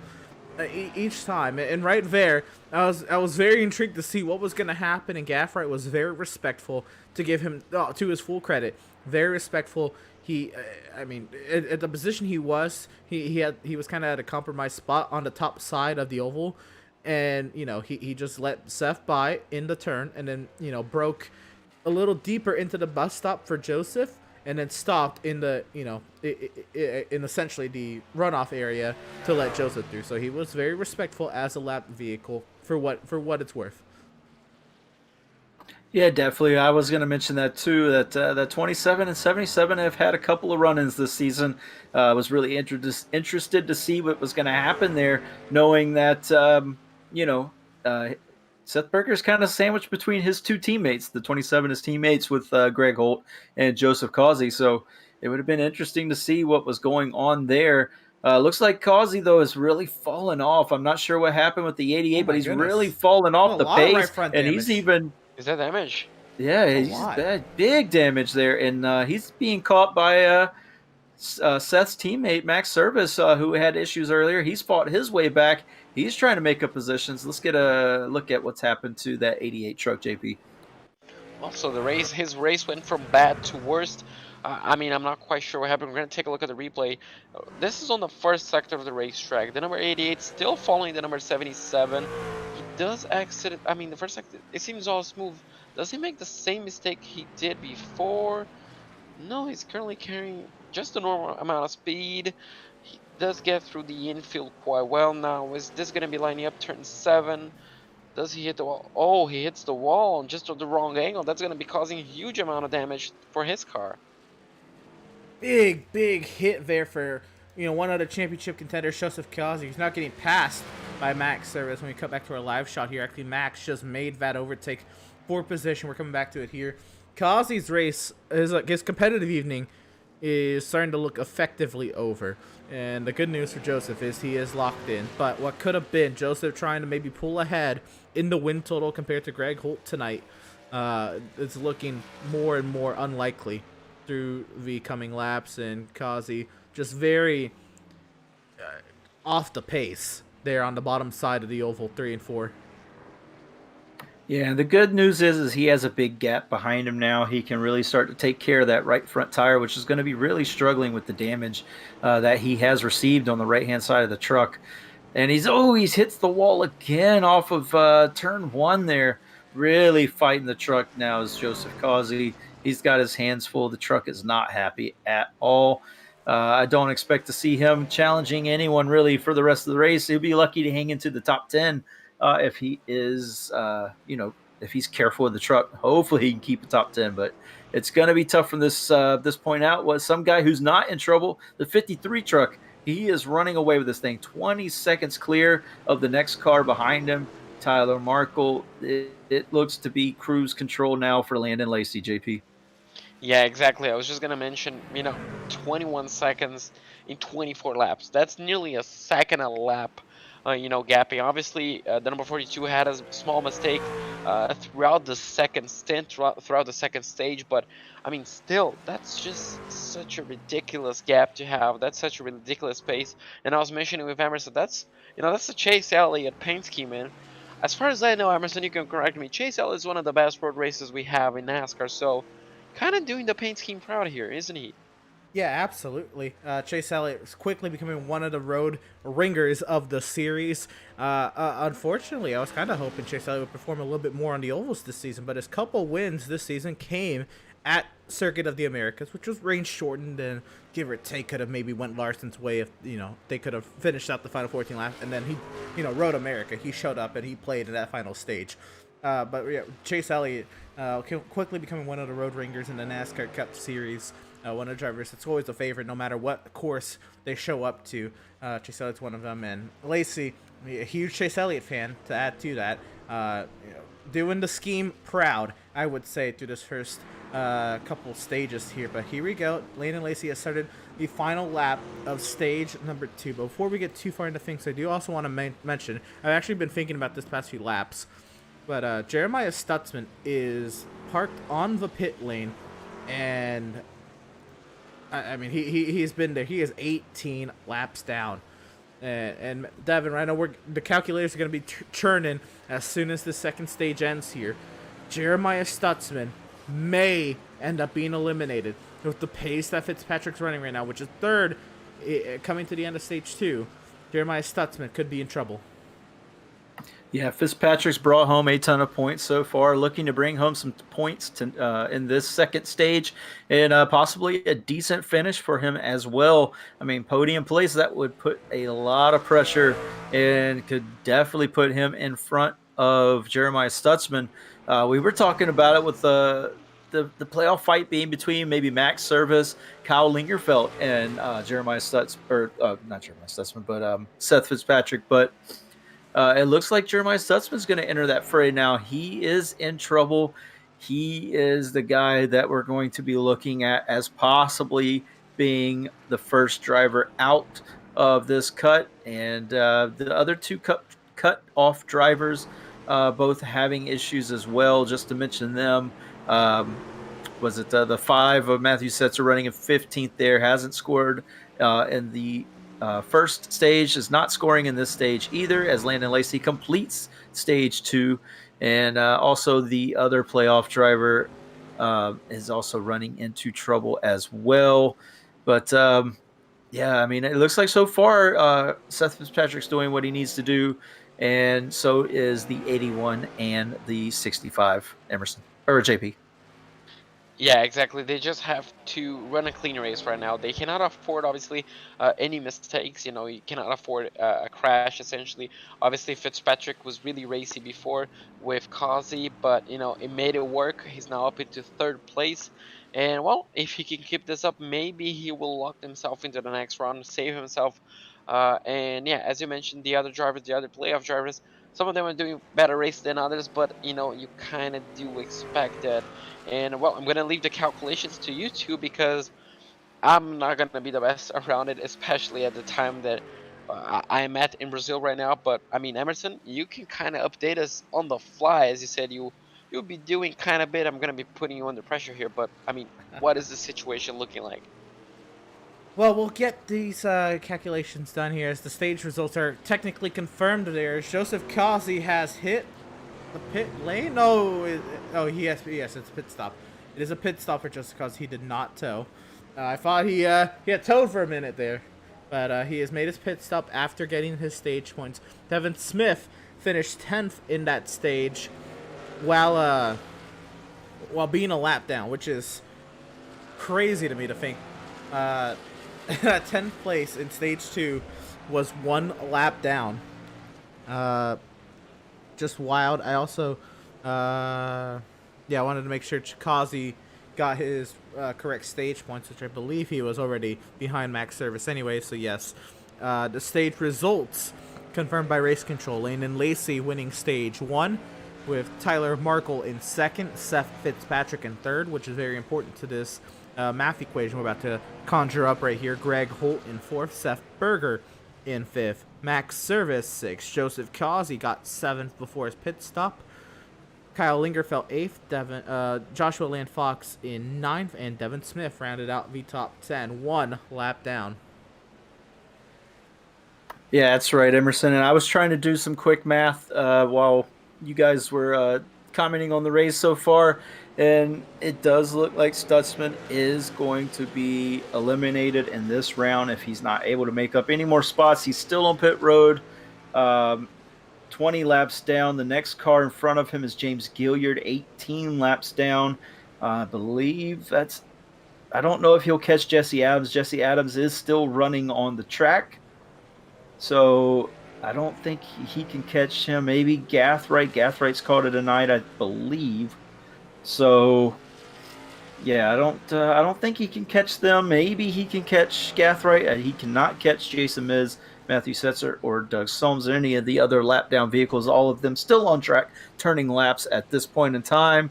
So, yes, I believe our 2-time race winner, Jeremiah Stutzman, may possibly be eliminated here at the Charlotte Roval and not be able to continue on in the playoffs. So very unfortunate for him, but very fortunate for Seth Fitzpatrick. And I can't say that it's not by just default. Seth Fitzpatrick has put in the work tonight, JP. Yeah, absolutely. He's doing a fantastic job, albeit 30 seconds behind the leader. But, I mean, 3rd place sometimes is all you need in a safe race. You don't need to win it. Obviously, if you win, it's going to be better. Is this service putting... is he overtaking? No, it looks like he's just lapping another driver. Is he? Yeah, no. Oh, he just passed Berger. Yeah. Oh, he just passed Berger. What an overtake. I wasn't expecting that. It looks quite easy compared to the ones that we've been covering, isn't it, Andrew? Emerson, there we go. The time is coming. Well, yep. Getting names mixed up. Well, they are teammates, so I imagine maybe Max felt he had, just better tires. Not team orders, but, just knowing that Max is closer to the cut line than Seth is. Seth didn't give him, too much of a hard time through there, and just kind of let him through. Maybe he can learn a little bit from Max as pit stops are on the way. Everybody's eating those sausage curves. We're now into the range where everybody will be able to make it on a one-stop strategy to the end. So there goes that bit of strategy, and it's now when do these pit stops happen, which is the strategy. And it's not all for naught, because if the calculations unofficially show Stutzman -3, let's say Jeremiah Stutzman gets back out there and he passes Gilliard and Gaffray, that puts him -1 of a driver like Seth Fitzpatrick or other drivers who are close in the cut line.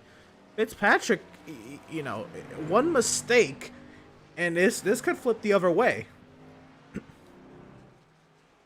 Yeah, it definitely could flip the other way, but it's so close on that cut line right now. Even with Stutzman out, it's going to be very, very close. I do think that Seth Fitzpatrick has done enough to get himself in, and Max Service and Kyle Lingerfeld have also done enough to keep themselves in, especially with that last stage points.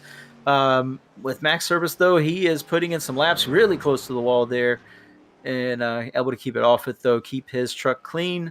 I mean, he did have an issue earlier where he kind of got that black flag, but he's kept all 4 wheels on the black so far.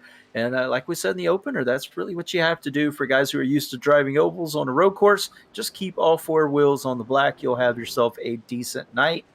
And so far for the 81, that has proven true. We can't say the same about the 88. He has run into some trouble, but he was one of the first ones to come down pit road. These other guys should be coming soon, so we might see the 88 jump up a little bit, but with the damage on his truck, JP, I don't think he'll keep those positions for long. Yeah, exactly. The damage on his truck will definitely slow him down a little bit. It's not going to be the car is not going to be performing the same on the straights. It's not going to produce the same amount of downforce. It's going to be unbalanced. So a lot of problems do come with obviously making that hard of a contact in the wall, and unfortunately the 88 will be feeling that throughout the rest of the race. We still have 26 laps to go, but yeah, as you mentioned, I'm still excited to see whenever everybody's gonna come down into pit lane, because as you mentioned, not a lot of drivers have come down. It looks like Lacey has, because that gap is down for Markel, isn't it?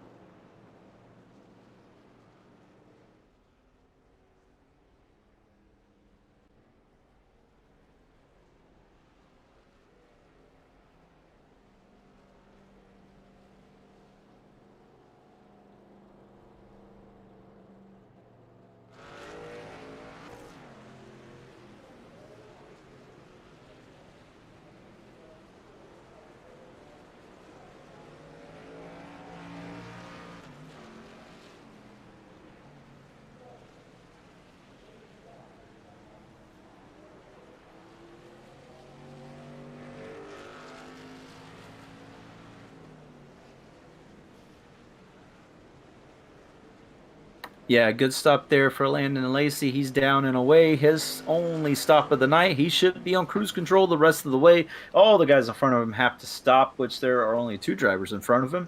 The 42 of Tyler Markle and the 2 of Seth Fitzpatrick. I don't know how much longer these guys can go. Greg Holt is in. I know Tyler Markle is very good at at fuel saving, fuel conservation. 77 in as well. But yeah, I just don't know how much longer these guys can go. And we see Smith is off. Devin Smith trouble there on the backstretch chicane. I think he overshot it. Just had to come to a stop. But yep, Seth Berger and Greg Holt down and away. We should see our current leader, Tyler Markle, coming down anytime now. Yeah, there we go. Just said and done. Marco, the number 42, comes down into pit lane. We're gonna take a look at obviously the full time during the pit cycle, and the time stopped. It was around 14 seconds for Lacey. It looks like Fitzpatrick is gonna be following him. The gap between Markel and Fitzpatrick is quite big, so I'm not really sure if Fitzpatrick is gonna be able to pull any inroads. But we're just gonna have to wait and see. Any mistakes will cost time.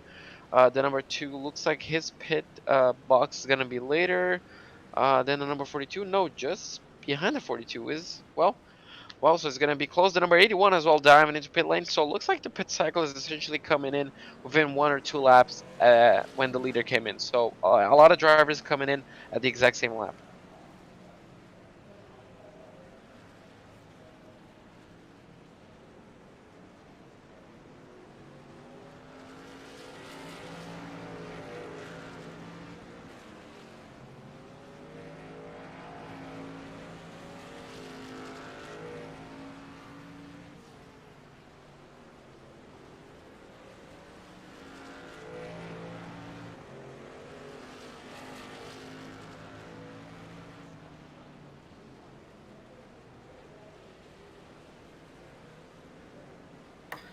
Right, Emerson. And one of the guys we were talking about who may try to make up some spots pitting early was Joseph Causey.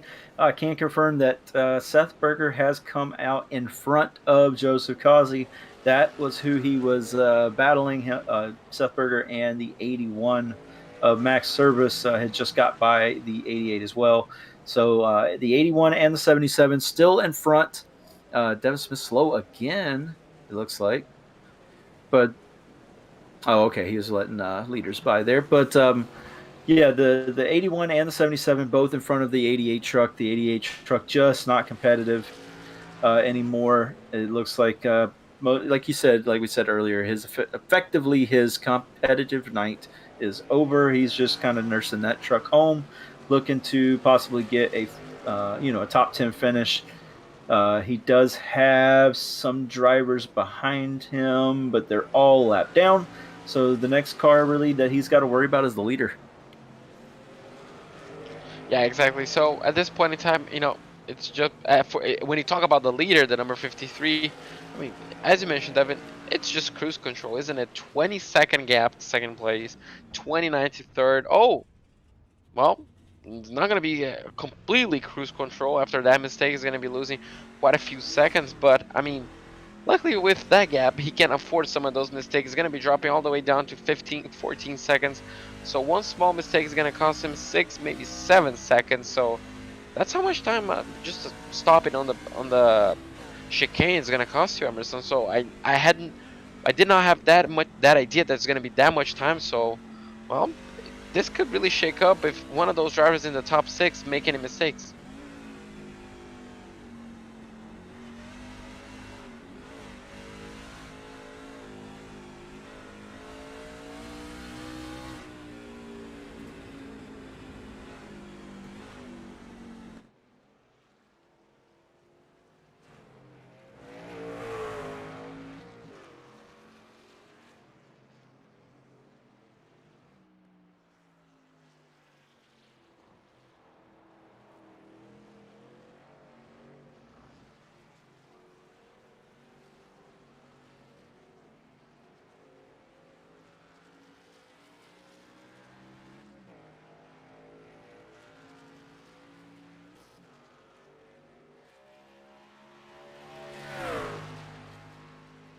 Yeah, he's coming up to that problem section again. Let's see what he does this time on the backstretch chicane.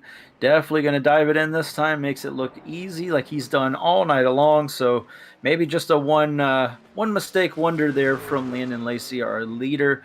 It was interesting that it was when we were riding on board with him that he made the mistake. So that's giving us something to talk about here is the 53 truck as he's just running away with this race. It's kind of almost looking like some of the F1 races that we've seen, maybe not this season. It's been a lot closer, but seasons past with the Mercedes just dominating. I mean, I wonder if it says a Chevy symbol on there, but I wonder if there's a Merc engine in it. But definitely looks like it. A 14 seconds gap, as you mentioned, something we're used to. Even last year, talking about it, just dominant Mercedes, and this is a dominant 53, dominant Chevy. And for me, Emerson's the best looking car out of the three. Normally, I'm a Toyota fan whenever I talk about the Cup cars, but I mean, the Chevy truck for me definitely looks the best. Definitely, with this livery as well, it looks perfectly on it. So I mean, if we had a livery contest, for me, this would win hands down.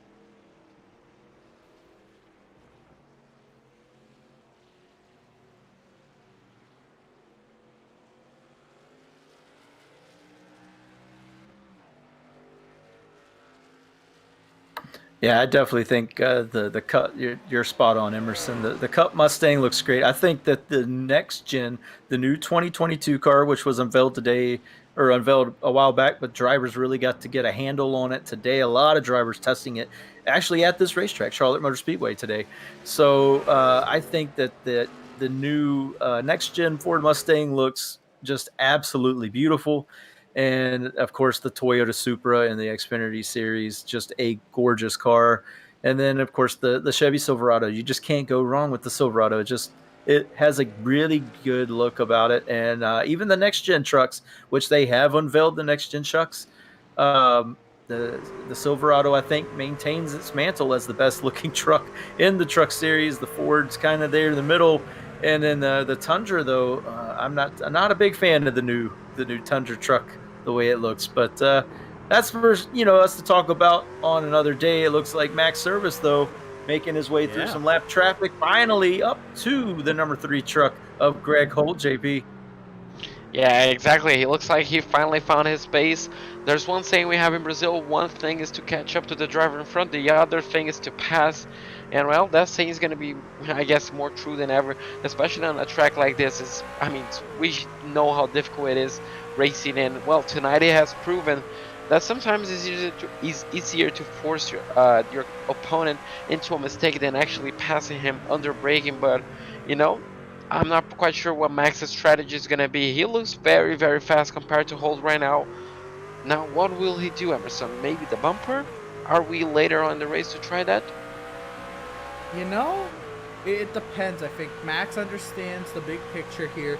He could take a few more risks. I don't think he's going to lay a bumper to Greg because even though they run for different teams, Greg and Max are starting to become a little closer. They're starting to become kind of friends, which I think is hard because of just how hard Swift Racing and Performance Sim Sport battle on the track.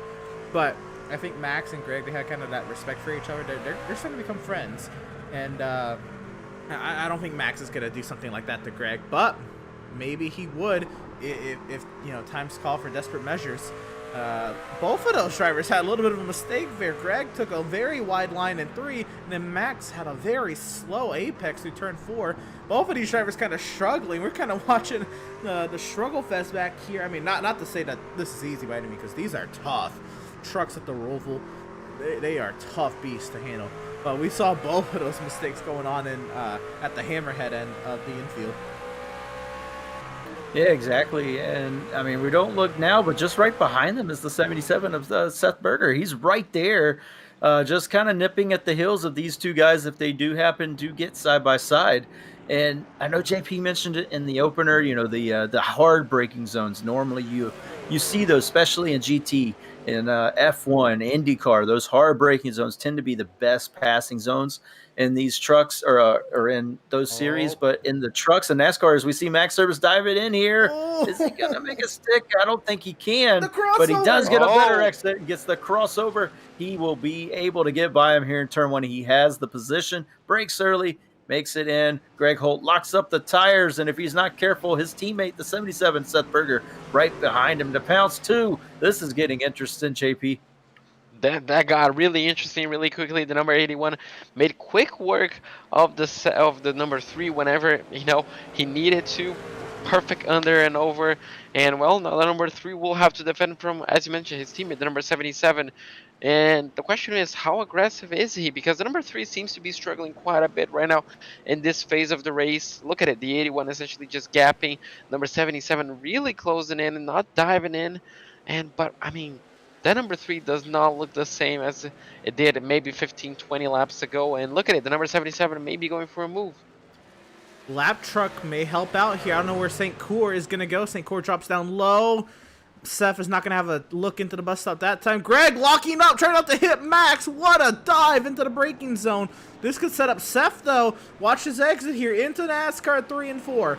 Seth now trying to get up through the gears. Here comes Seth to the inside of Greg Holt. Oh, man! Seth, Greg Holt slams the door out of NASCAR 4. Seth's not going to be happy about that one. He had to get on the apron. The truck really upset down there, and he's not able to pull a similar move. But he's going to have the run into turn 1. Will he do what his teammate did last time? He not completely there, backs out of it, gives the 3 truck No! the spot back, and 6 wins. Oh, that's the exit of turn 1. Unfortunately, oh, that's gonna be big damage to the 77. Man. Unfortunate.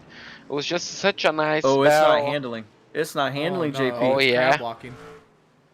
That's gonna be suspension damage. Oh, that was such a massive hit. That's just straight up concrete. So all the energy is just gonna be coming into the car, and that's so unfortunate.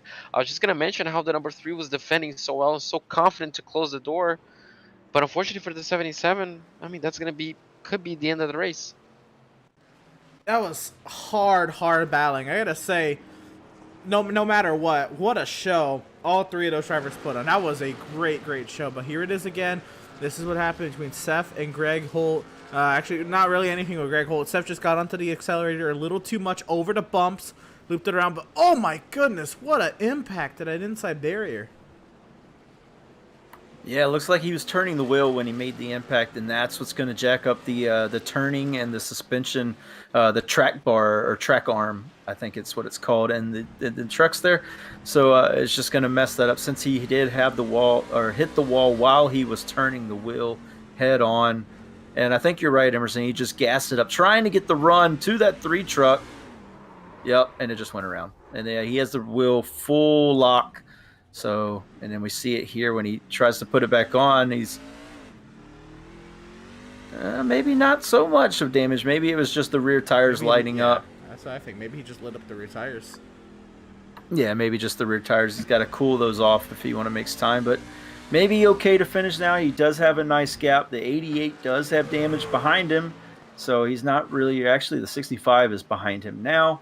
But he does have, a little bit of a gap back to the 65 truck, so not really in too much of a perilous situation of losing that 8th place or the 6th place that he has right now. But what I was going to say earlier is we talked about the braking zones being the best way to pass in GT and maybe F1 or IndyCar, but I think in NASCAR series I don't really see that as much. It seems to be more of the turn after those heavy braking zones. If you can use the heavy braking zone as a setup zone in the NASCAR series with these big, heavy stock cars, you can set up that next turn like we saw Max Service do on Greg Holt, where he used the heavy braking zone of the final chicane up to the front stretch there, used that crossover move to set up his pass into turn number 1. And that seemed to be, where you can get a lot of stuff done. Also, the infield section, if you get that just right, it seems like turn 6 can also be a very good passing zone in these trucks if you set up 3, 4, and 5 correctly. Yeah, exactly. And that's a massive. Wow. That's what it is. But yeah, as you mentioned, I don't see. Obviously, I'm much more of a road course guy. GT, Formula One, IndyCar. And whenever I follow NASCAR and obviously the Truck Series, the Xfinity, you don't really see those big dive bombs. And I'm not quite sure if it's just the lack of downforce. The tires maybe are not as grippy as some of those GT and Formula One cars, but you just don't really see it. And I'm not quite sure. As you mentioned, it's easier for you to kind of just fake, a move down the inside and kind of just upset your opponent to force him into a mistake. But yeah, you just don't see. It's unfortunate. I would love to see dive bombs on NASCAR, seeing these massive, what seems like Titanic stop. But unfortunately, we don't see a lot of those. If we do see, well, they're normally quite brave, but normally don't end too well. Yeah, that's for sure. You never really know when you go into these long braking zones, and we say long braking zones, but we think of the Charlotte Roval. There's not really a lot of straightaway to build up a lot of speed, to have a difference in speed. Say if you got a bad exit out of turn 8, yes, you have oval 1 and 2, but as soon as you're out of oval 2, you're on the brakes because of how long that you have to brake in these stock cars. Maybe if that corner was further down the back straight, it can't be too much further because there's the turn, obviously turn 3. But if that braking zone was a little later, maybe you could think about a Sen. Or if the braking zones were just shorter in NASCAR vehicles, maybe that could be an option. But because I think of how long the braking zones are, let's just look. I mean, here you get out of turn 8, and let me see if we can throw on the onboard right quick. Here's all the time you're on the throttle, just getting up to the gears. And as soon as you're out of NASCAR 2, you're pretty much on the brakes as soon as you hit the straightaway. He's gonna send it here on Max, but again, I mean, not a whole lot you can do just because it's, I think, such a short amount of time to get any difference in speed. Yeah, and then he loses it there on exit. You can see when you send it in to those heavy braking zones, trying to outbrake somebody, which is a common phrase in GT3 and F1 and IndyCar. It just sets you up so poorly for the exit in these big, heavy machines that is NASCAR. So you see he loses a lot of time there. And I just wanted to take our attention. I mean, this has been a great battle between the 81 and the 3. But Landon Lacey had some trouble with the 88, lapping the 88 truck. And he has damage on that 53 truck now on the right front damage. He also has the rear fender punched in. He got the wall between turns 1 and 2 when he was trying to clear the 88 truck. They had some pleasantries over the radio. So I heard that when you were talking, Emerson. It was interesting. This is actually when I think it was the previous lap when that happened. But yeah, there was some interesting aspects of our leader there between himself and trying to lap the 88 of Joseph Causey. Yeah, exactly. Sometimes whenever you lap, that's the replay. Oh, my heart. Just keep watching it here as they get through the hammerhead when they get into turn number 5, JP. Well, that was enough to get my heart beating faster. The number 53, maybe out of frustration. Does he go down the inside? He does. Oh, they're gonna make another bit of contact. Oh, they do. So the 53 coming in with Battle's cars. He just has to nurse that car home another 10, 15 laps. Less than 15 laps, maybe even 10 laps. So shouldn't play too much of a factor. But I mean, still, that could have been race-ending contact. I want to see this here. On board 53 into the corner. What had happened? He's lapping vehicles. You're off, your normal racing line. I mean, those bumps, man. It's so rough coming out of turn 1. Now we get to ride on board and we get to see maybe I don't know what angle might be better. Maybe we'll throw on here this camera here. We'll see when Lacey soars it into turn number 5 right here. Wow. Yeah, just a little touch there, but it was enough to get the attention of the leader. Definitely not happy over the radio with the 88 truck. The 88 truck not really saying anything back on the radio, but it did seem like that was a little bit more of a battle than I think our leader wanted for, lapping some trucks at this point in the race with about 10 to go. So... Max a little loose there on coming through the chicane as this battle continues. This is for the 4th spot. Yeah, this battle is going to continue till the end. I mean, it's surprising to see how Holt got overtaken, but still hasn't given up. Oh, that's 2 trucks. That's Eric Pack with, looks like quite a bit of damage to number 25. Does he have suspension? Is that car crab walking? I'm not quite sure. But he's nursing quite a bit of damage, and the car ahead of him, I couldn't really catch the number. It was absolutely destroyed. You're not entirely sure what happened. We're going to get a replay here. I think this might just be a solo spin, and the other car was probably just trying to avoid it. But it's something amiss with Eric Pack. I thought it was a bigger incident, so my attention kind of gravitated. Oh, my goodness. Throwing his hand at Formula Drift there for a second. Almost saved it. That would have been a nice drift if he could have made it through those turns, and I think that the truck in front of him has had a lot of damage from the start. I think that was one of the vehicles that had one of those self spins at the beginning of the race and just caught a lot of damage just trying to finish out the race, not giving up, getting everything he can. But yeah, you can see the left side of our leader's truck. I mean, we thought it would be an easy drive for Lacey at the beginning of this race as much as he pulled out, but it has been anything but. That car is coming home with some battle scars, JP. Yeah, that card is, I mean, as you mentioned, Battle's card is going to be the perfect term to it. But yeah, I mean, it may, I'm not quite sure, but it may look better with some Battle's cards. It may leave the battle, I guess, leave the racetrack a little bit better, with more style. It may seem like the race was better battled, but I mean, 22 seconds is still a healthy gap, and I'm pretty sure it's just going to look better on the pictures, isn't it? Absolutely. And we're now into the waning 10 laps here at the Charlotte Motor Speedway Roval. But I think we've gone a little ways. I think we need to grab a little break here. So don't you go anywhere. We're going to go side by side. And obviously we'll keep the action here. We'll be right back on the far side of side by side. We'll take you to the end. But we're just going to grab a quick break here. Landon Lacey with this 22.5-second advantage. Don't go anywhere.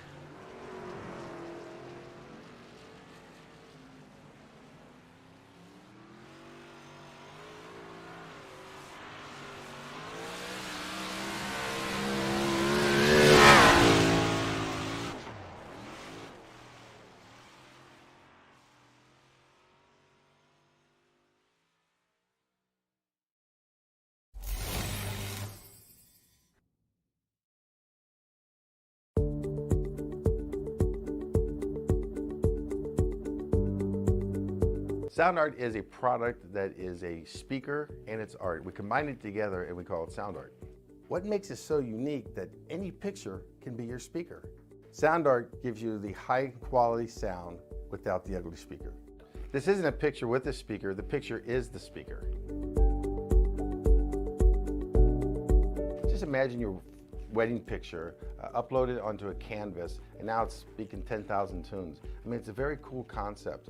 What we like so much about it that you can take anything that means something very special to you, upload it on the canvas, have it hanging up in your room, your balcony, wherever you want to put it, and now it's a speaker. I mean, how cool is that? It's something that we have that and no one has. No one has this product. It's just a great gift to give anybody. It's just a neat concept. Around here we say, art never sounded so good.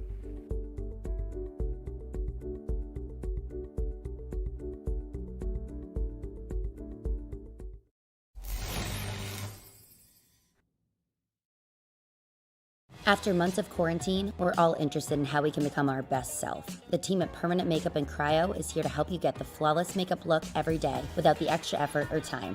When it comes to your appearance, you deserve the best care that money can buy. Sound art introduces an entirely new way to listen to music in your home. By combining the best of two products, a revolutionary high-fidelity, low-profile Bluetooth wireless speaker with beautiful artwork. Select from a library of artwork or upload your own photos to personalize your experience. Sound art ushers in an era of invisible, beautiful, and amazing sound throughout your home and redefines your entire entertainment system. The need to reclaim your floor space and rid your home of unsightly speaker boxes that need to be bolted to the wall is now a thing of the past. Our canvas is printed on high-quality permalite by Breathing Color. And select from our gallery or upload your own. Standard sizes include 16 by 20 and 18 by 24 canvas wrapped. Custom sizing is available, as well as surround sound options.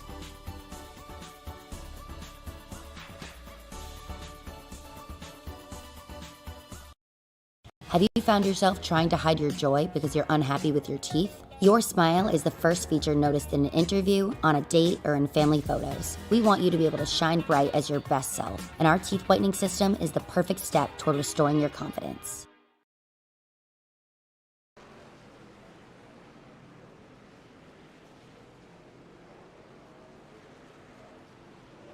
Welcome, race fans, back to the virtual Charlotte Motor Speedway Roval.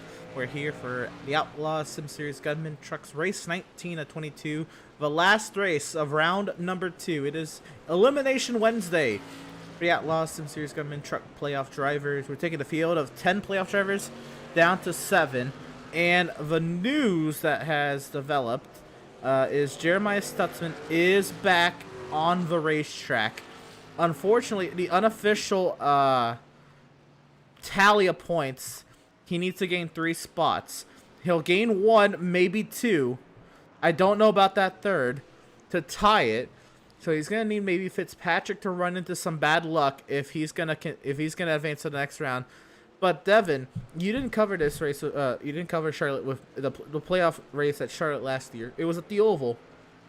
But Jeremiah Stutzman dominated that race. He led about 110 laps, and then made contact with a lapped vehicle, got stuck in the inside safer barrier, and his race was effectively over. And how he finished, he got eliminated from the championship 4 because he DNF'd out of that race, and Adrian Schumacher, who was, I think, 24 points coming into that race behind, finished third. And unfortunately, it's looking like a similar story for Jeremiah Stutzman this year, where the driver who finishes third may knock him out of the next round. And then he was 24 points clear of the cut line too. Oh my like, goodness! what in the world parallels are happening here at Charlotte Motor Speedway for Jeremiah Stutzman? I mean, that's crazy. That it's almost the exact same scenario. I mean, it's not the oval, but you know, still we're at Charlotte, 24 points clear, and third place is the guy who's trying to be the one to knock him out. I mean, that's some crazy parallels, and just, I mean, if you're superstitious or just a little stitious, that's so crazy to think about here for Jeremiah Stutzman. And I'm doing the math here. He is exactly, he's about to overtake Joshua Gathright, who has left the race. He has parked it for the night. The 24 of Jason Miz also has parked it for the night. There are 5 laps to go. He is exactly 5 laps behind Jason Miz. I don't know if that means he's going to overtake Jason Miz or what, but I mean, that's 2 positions. So he's already overtaken Randall Barnett. He's got Gath right now, so he's in 18th. I'm not sure if how the scoring's going to work for that 17th position. If he gets 17th, it may come down to just a handful of points difference between him and Seth Fitzpatrick. Well, and that would be, I mean, it would be interesting, wouldn't it? You know, a driver finishing third, the other driver finishing essentially 17th place, to see how it all plays out. I mean, obviously Fitzpatrick, this could be the worst case scenario for him, couldn't it, Emerson? I mean, just running third place, his own race, well clear of 4th place. I mean, quite further behind from 2nd and 1st, but, you know, running his own race, and then all of a sudden he sees, you know, his rival essentially just hopping back onto the racetrack with the possibility, you know, just running 5-6 laps and taking his spot. That could be, I mean, the worst case scenario. It's crazy. It's Seth Fitzpatrick has done everything right today, all in his power, to put himself in this position. Jeremiah Stutzman, unfortunately, he did the same thing last year and still was eliminated in the next round. It's just, unfortunately, the luck of the draw. And this is something.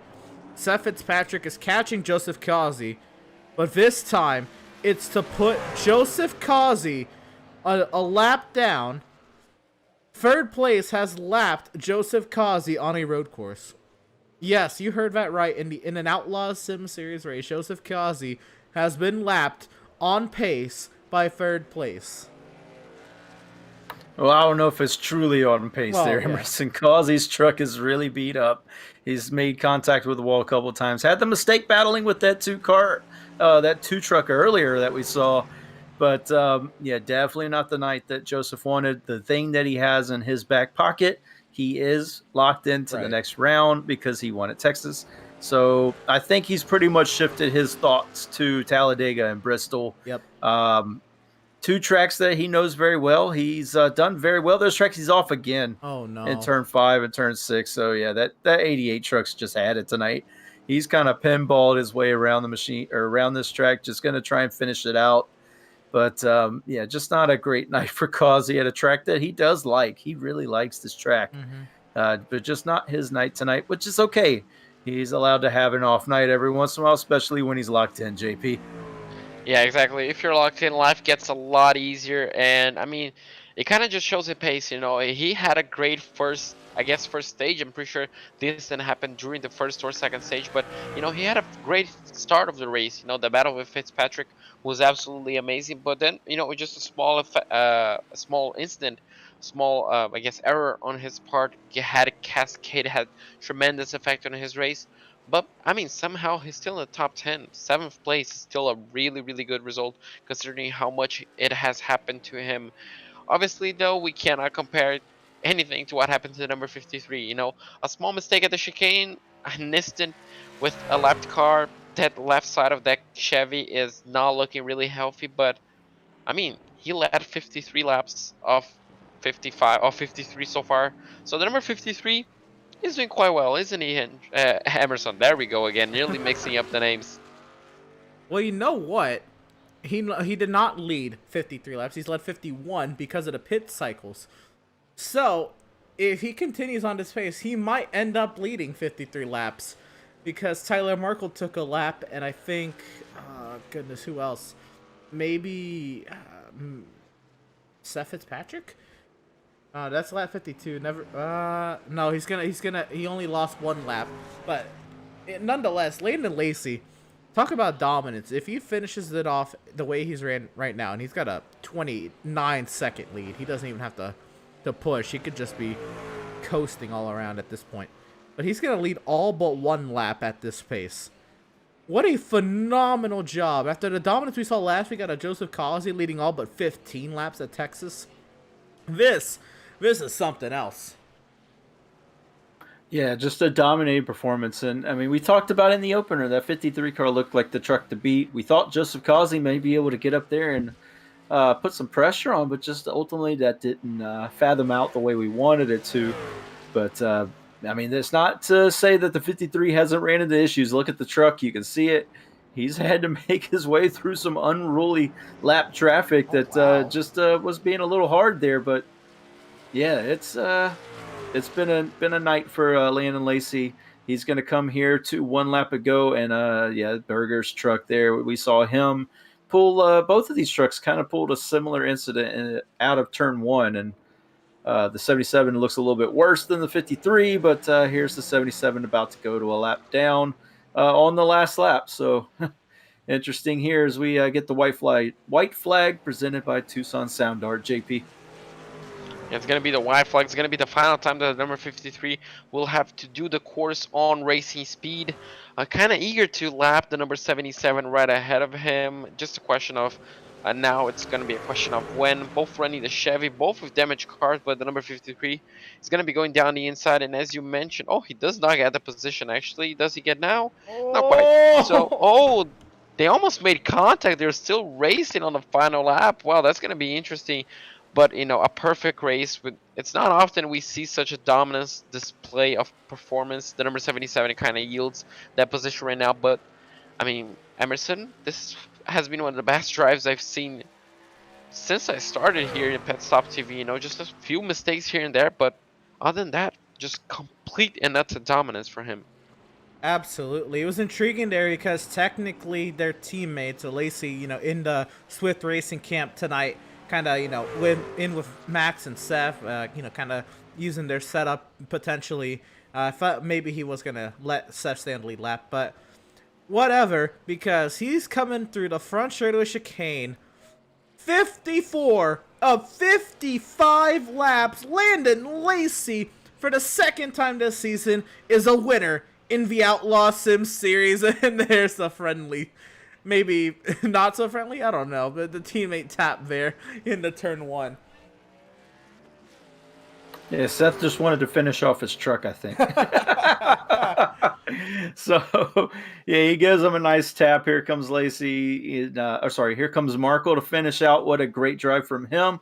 Not as spectacular as what Landon Lacey put out, but still in terms of the championship points, that 42 truck firmly guarantees his spot in the next round, along with the 2 car possibly. We are keeping up with it. We're going to see at the end of this lap, but it looks like Jeremiah Sussman will make up one more position. Is that enough to keep him in and keep Seth Fitzpatrick out? We're going to have to get those tallies done here in the later on once this race is concluded. But Seth Fitzpatrick does what he needs to do, brings it home in a great finish in third.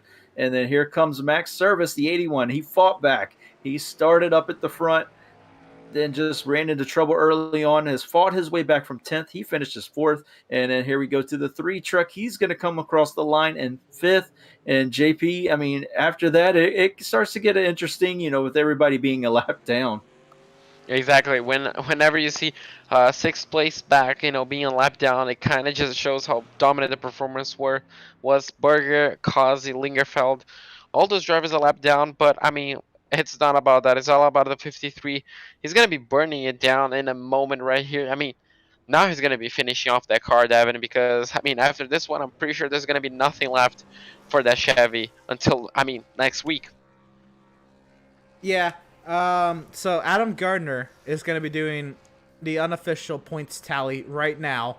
And you see there, Lacey doing burnouts with the Swift boys of Max and Seth. So no hard feelings between Seth and Lacey there on the final lap. But Landon Lacey with reason to celebrate because he showed up and absolutely knocked the socks off of everybody in this field. I think, unfortunately for Tyler Merkel, he could have maybe gotten himself another win here in the Outlaws Sim Series. Got himself some momentum. Maybe he'll look at it as a win since he one of the playoff drivers, but wasn't the first one across the line with that. And Landon Lacey, there it is. He's grenaded the engine. But that being said, we're gonna step. Here we go. We're gonna step aside. We'll get post-race interviews and more on the far side of this break. Don't you go anywhere. Landon Lacey, a two-time winner in the Outlaws Sim Series. We'll talk to him on the far side.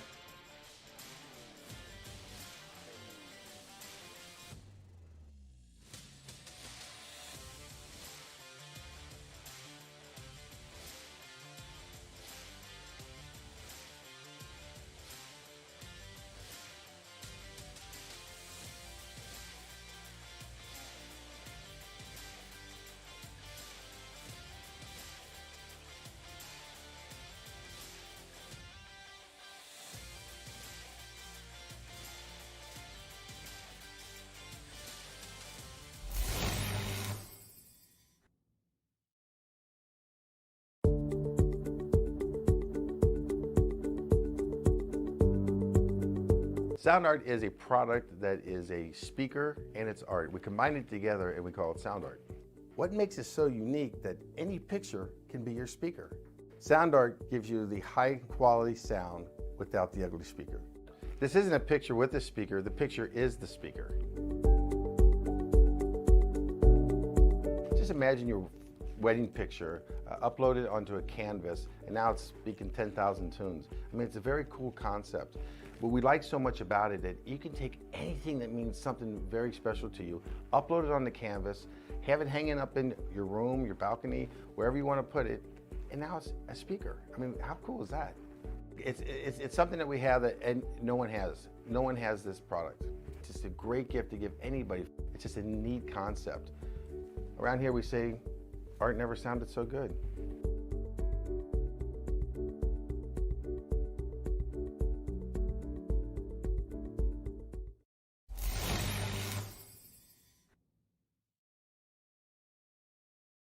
Sound art introduces an entirely new way to listen to music in your home by combining the best of two products, a revolutionary high-fidelity, low-profile Bluetooth wireless speaker with beautiful artwork. Select from a library of artwork or upload your own photos to personalize your experience. Sound art ushers in an era of invisible, beautiful, and amazing sound throughout your home and redefines your entire entertainment system.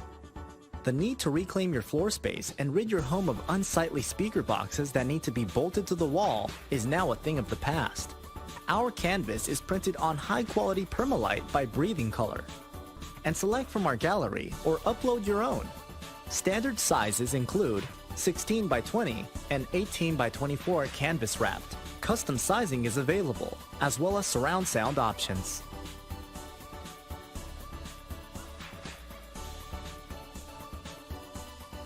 Have you found yourself trying to hide your joy because you're unhappy with your teeth? Your smile is the first feature noticed in an interview, on a date, or in family photos. We want you to be able to shine bright as your best self, and our teeth whitening system is the perfect step toward restoring your confidence. After months of quarantine, we're all interested in how we can become our best self. The team at Permanent Makeup and Cryo is here to help you get the flawless makeup look every day without the extra effort or time. When it comes to your appearance, you deserve the best care that money can buy.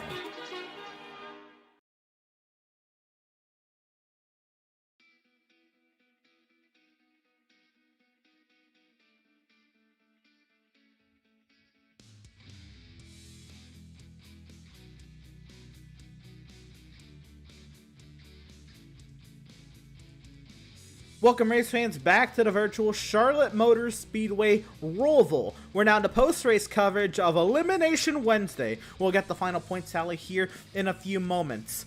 But we're here, Elimination Wednesday, for the Outlaws Sim Series. Round number 2 has come to a close. 3 seasons have come to an end. I can tell you for sure, Brad Bothwell will not advance to the next round because he did not show up tonight, and he was already outside the cut line. So Brad Bothwell's season came to an end, technically, last Wednesday. But nonetheless, we will get to the official point tallies here in a moment.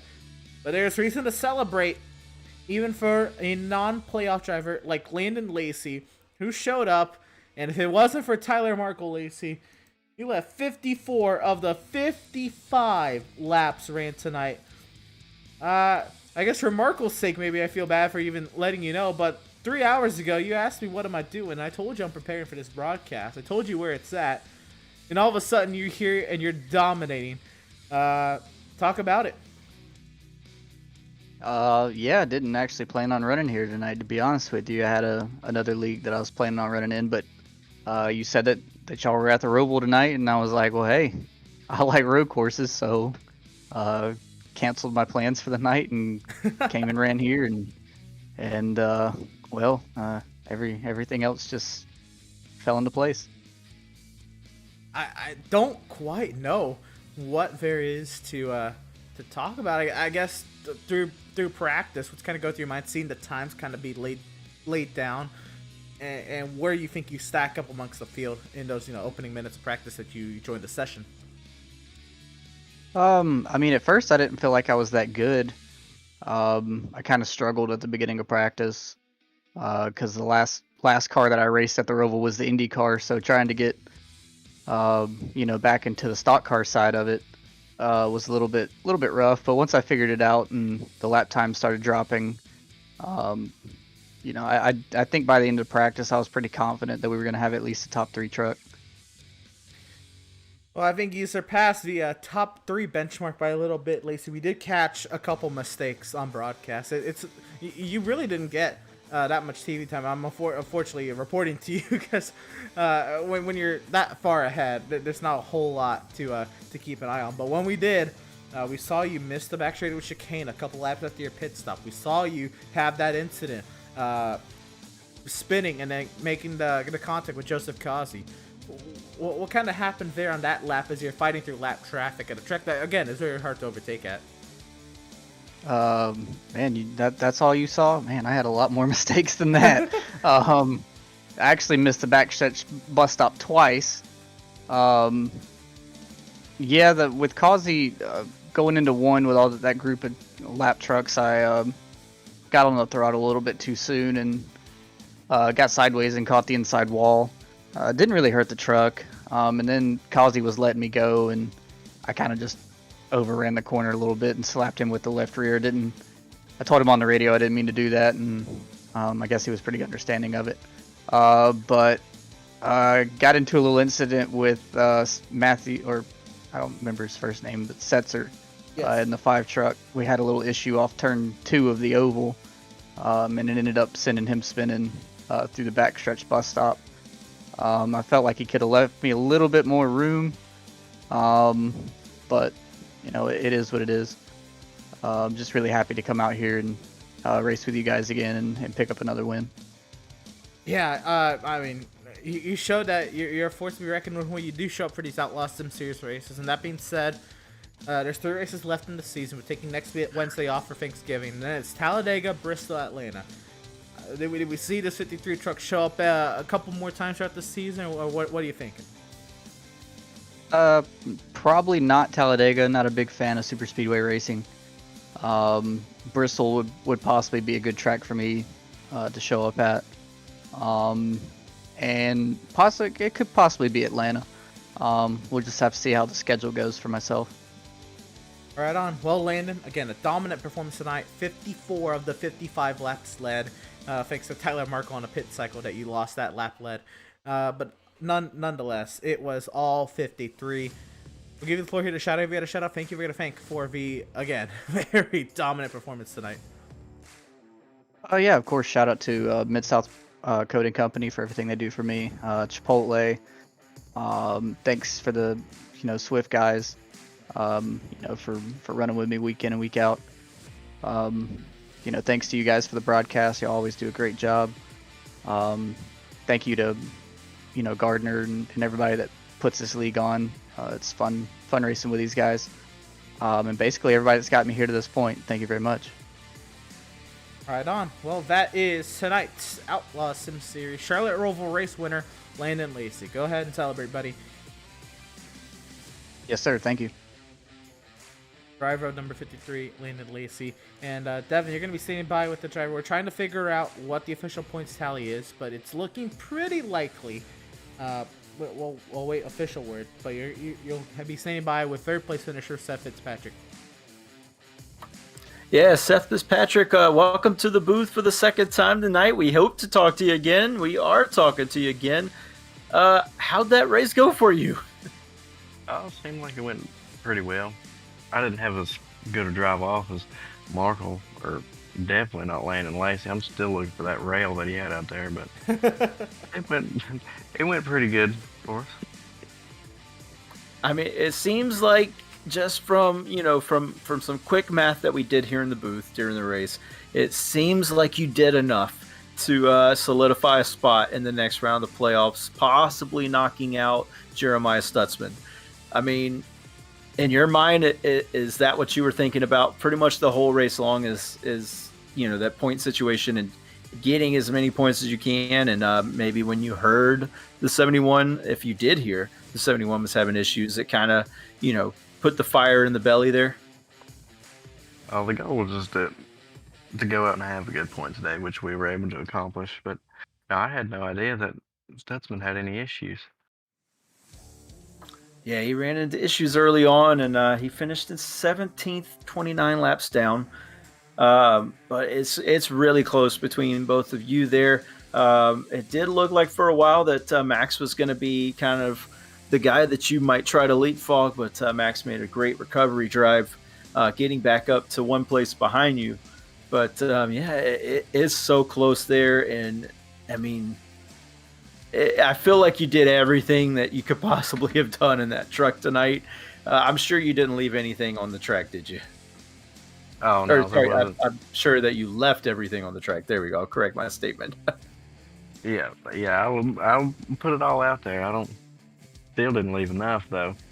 We're going to have to do something big if we're going to catch a Landon, but yeah, I don't know. I'd love to try his setup one time.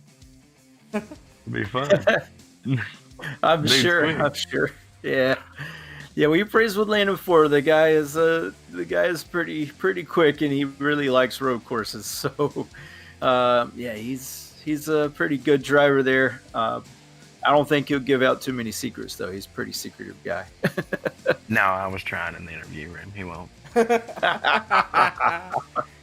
Well, at least you tried. That's the hard, or what's counting here. And I mean, you definitely gave it all you had tonight. You gave it your best effort. We're gonna try and get the points as quickly as possible. I'm trying to delay as much as I can, but I don't think I can delay enough. They're still being tallied, but it's gonna be close. It's gonna be close, my friend. You did what you needed to do, I believe, in my mind, to get yourself in. But I wish you the best of luck. My fingers are crossed for you. We'll hopefully be talking to you in 2 weeks. We're off next week. Hopefully be talking to you in 2 weeks at Talladega. Maybe get you in an interview saying, hey, you just scraped by. I hope so, man. Well, I greatly appreciate you taking the time to talk to us. Go ahead and give you the floor now. Thank whoever you got to thank. Shout out whoever you got to shout out. I always got to thank John for helping me with the setup. He gave me another good one, but like I said, we got to figure out something about old Lacey. We got to figure something out. And shouting out Adam for putting us on. It's doing great, and y'all too. Y'all doing an amazing job too. Well, we greatly appreciate it. We appreciate you putting on a show tonight, getting up to third place, and we'll see you again in 2 weeks. All right, man. See y'all. Right on. And that was the number 2 of Seth Fitzpatrick. we don't have a Tyler Markle with us, which I'm a little surprised about because it was another amazing run for him on a road course. But another amazing run on a road course tonight. Max Service. Max, what a wonderful drive you put out there tonight. A lot of pace in this 81 truck, and that might, perk up the ears a little bit. That we're saying that about a road course, but Max, you showed up tonight. Yeah, a little bit. I showed up after, I think it was lap 2, maybe. Showed up in qualifying, choked it in the backstretch chicane, and then drove back to where we probably should have finished, which was really good. Well, let's talk about it tonight. You had to fight through tooth and nail through I'd say maybe the midfield, the equivalent of an F1 midfield tonight with Greg Holt, Seth Berger, Joseph Kazi. I don't know if you have to really go up tooth and nail with Joseph Kazi, but just some quality competition. Of course, your teammate being one of them there in that midfield. How was it just trying to hang on and get up to that 4th place position? Well, to be honest, I should have been there all race. But I got to slow down. I came to a stop, and then iRacing gave me another one, and I thought I had to serve that one too. And that probably cost me about 20 seconds to Lacey. And that put me behind Seth and Greg and all them with the trying to serve the second one, which I didn't serve. Thankfully, Adam cleared that for me, so I didn't have to serve a 42-second stop-go on pit road. But we didn't. I mean, it was pretty fun coming through there. I was pushing it really, really hard after I got the penalty, just trying to get back up through there, trying to ultimately get stage points the way I wanted to. Didn't quite get as high as I wanted to in the stage, but started picking off gaps little by little, and just making it work on the long run. Really, I mean, we had a really, really good piece. I mean, we didn't expect it to be this good, but obviously it was pretty good. If it propelled me to a 4th place on a road course, that's a pretty good setup. Absolutely. We did get the official tally, and we figured as much because you were already above the cut line. You had a great run tonight, but you are into the next round, Max. Coming into tonight with only a 9-point margin facing the Charlotte Roval, which maybe looked very ominous to you. Now you look forward to the next round. Talladega and Bristol after a week off next week. How do you feel about that absolute unknown of a round? It's a little scary, but I mean, I love super speedway racing. It's a lot of fun, and I love Bristol. Bristol's going to determine all on the setup. If we get it good, we'll run really good. If we don't, well, it's going to be a rough go. But Talladega, gotta have a good point stay there. Gotta get stage points. Gotta, I guess, run up front, which isn't exactly something I'm looking forward to have to do, but we're probably going to have to do that. Wish we had a few more teammates on our side to do it, but we don't, and by the sound of this thing, it's going to be me and Seth running it by ourselves. So we're going to work together. We're probably going to try and keep track position, get stage points for both of us, and try to set ourselves up really, really good for Bristol, because ultimately I think everything is going to determine on Talladega and how we run there. Well, right on. We'll have to see in a couple weeks' time then. Max, congratulations on the 4th place finish tonight, making it into the next round with, an amazing performance on a road course tonight. Max, we'll give you the floor here to shout out. If you got a shout out, thank you. We're going to thank. I got to thank Lacey for helping me out with the Roval. Really helped me out in the chicanes. I was really struggling there. Probably found 0.7 of a second a lap there. I got to shout out Liftworks, Berg Arts, Flood Brothers, Mad Dogs, and of course I gotta shout out you guys up here in the booth. It's for putting up with all of our Swiftorado stuff and doing the broadcasts. Right on. Well, Max, go ahead and celebrate. You made it to the next round. You performed at a road course with a lot of pace. So we'll give it to you then. Congratulations on the 4th place finish. Best of luck to you in the next round. Thank you. Driver of the number 81, Max Service. Well, this is it. I guess it's time to break the unofficial points tally, because we'll cross check and all that. But these margins look pretty safe as it is. Into the next round, clearly is Joseph Kazi. That he locked himself in via his win at Texas. Then Greg Holt, which was also pretty evident with his 41-point margin and having a decent run tonight. Seth Berger would make it into next round pretty easily as well. Tyler Markle with the great run also makes it in easy. But now it gets tight. Max Service does make it into the next round, as I mentioned. Seth Fitzpatrick actually comes 6th in the standings.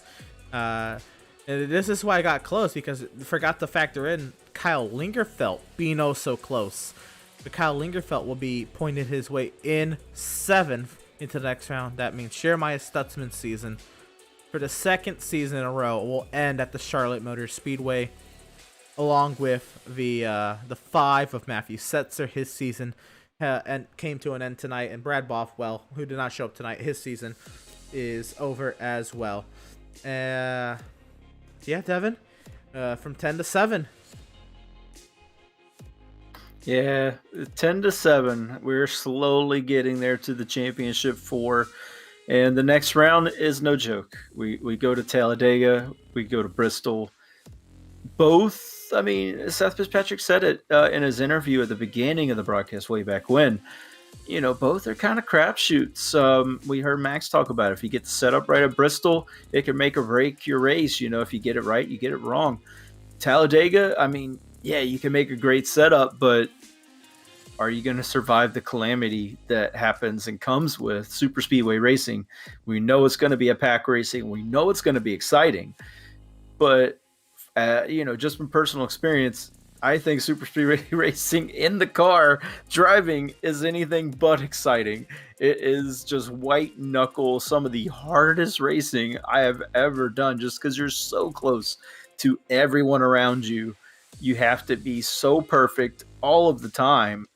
And I mean, we talked about it, you know, putting the bumper to the cars. You do that in these guys at super speedways, the bump draft. I mean, you got to do that to get up front, to stay up front. I mean, it's all to play for from here on out. And then, you know, to cap it off at Atlanta, like they used to do back, you know, in the original NASCAR series, you know, back in the 90s, capping it off at Atlanta is just, you know, the cap off to a great season. I mean, it has been a fantastic season from beginning to end so far. Absolutely. Multiple different winners. The great racing that we've seen, some surprise winners that we've seen, some streaks that have been broken as far as race winning has gone. I mean, it has been a great season, and it's only going to get better.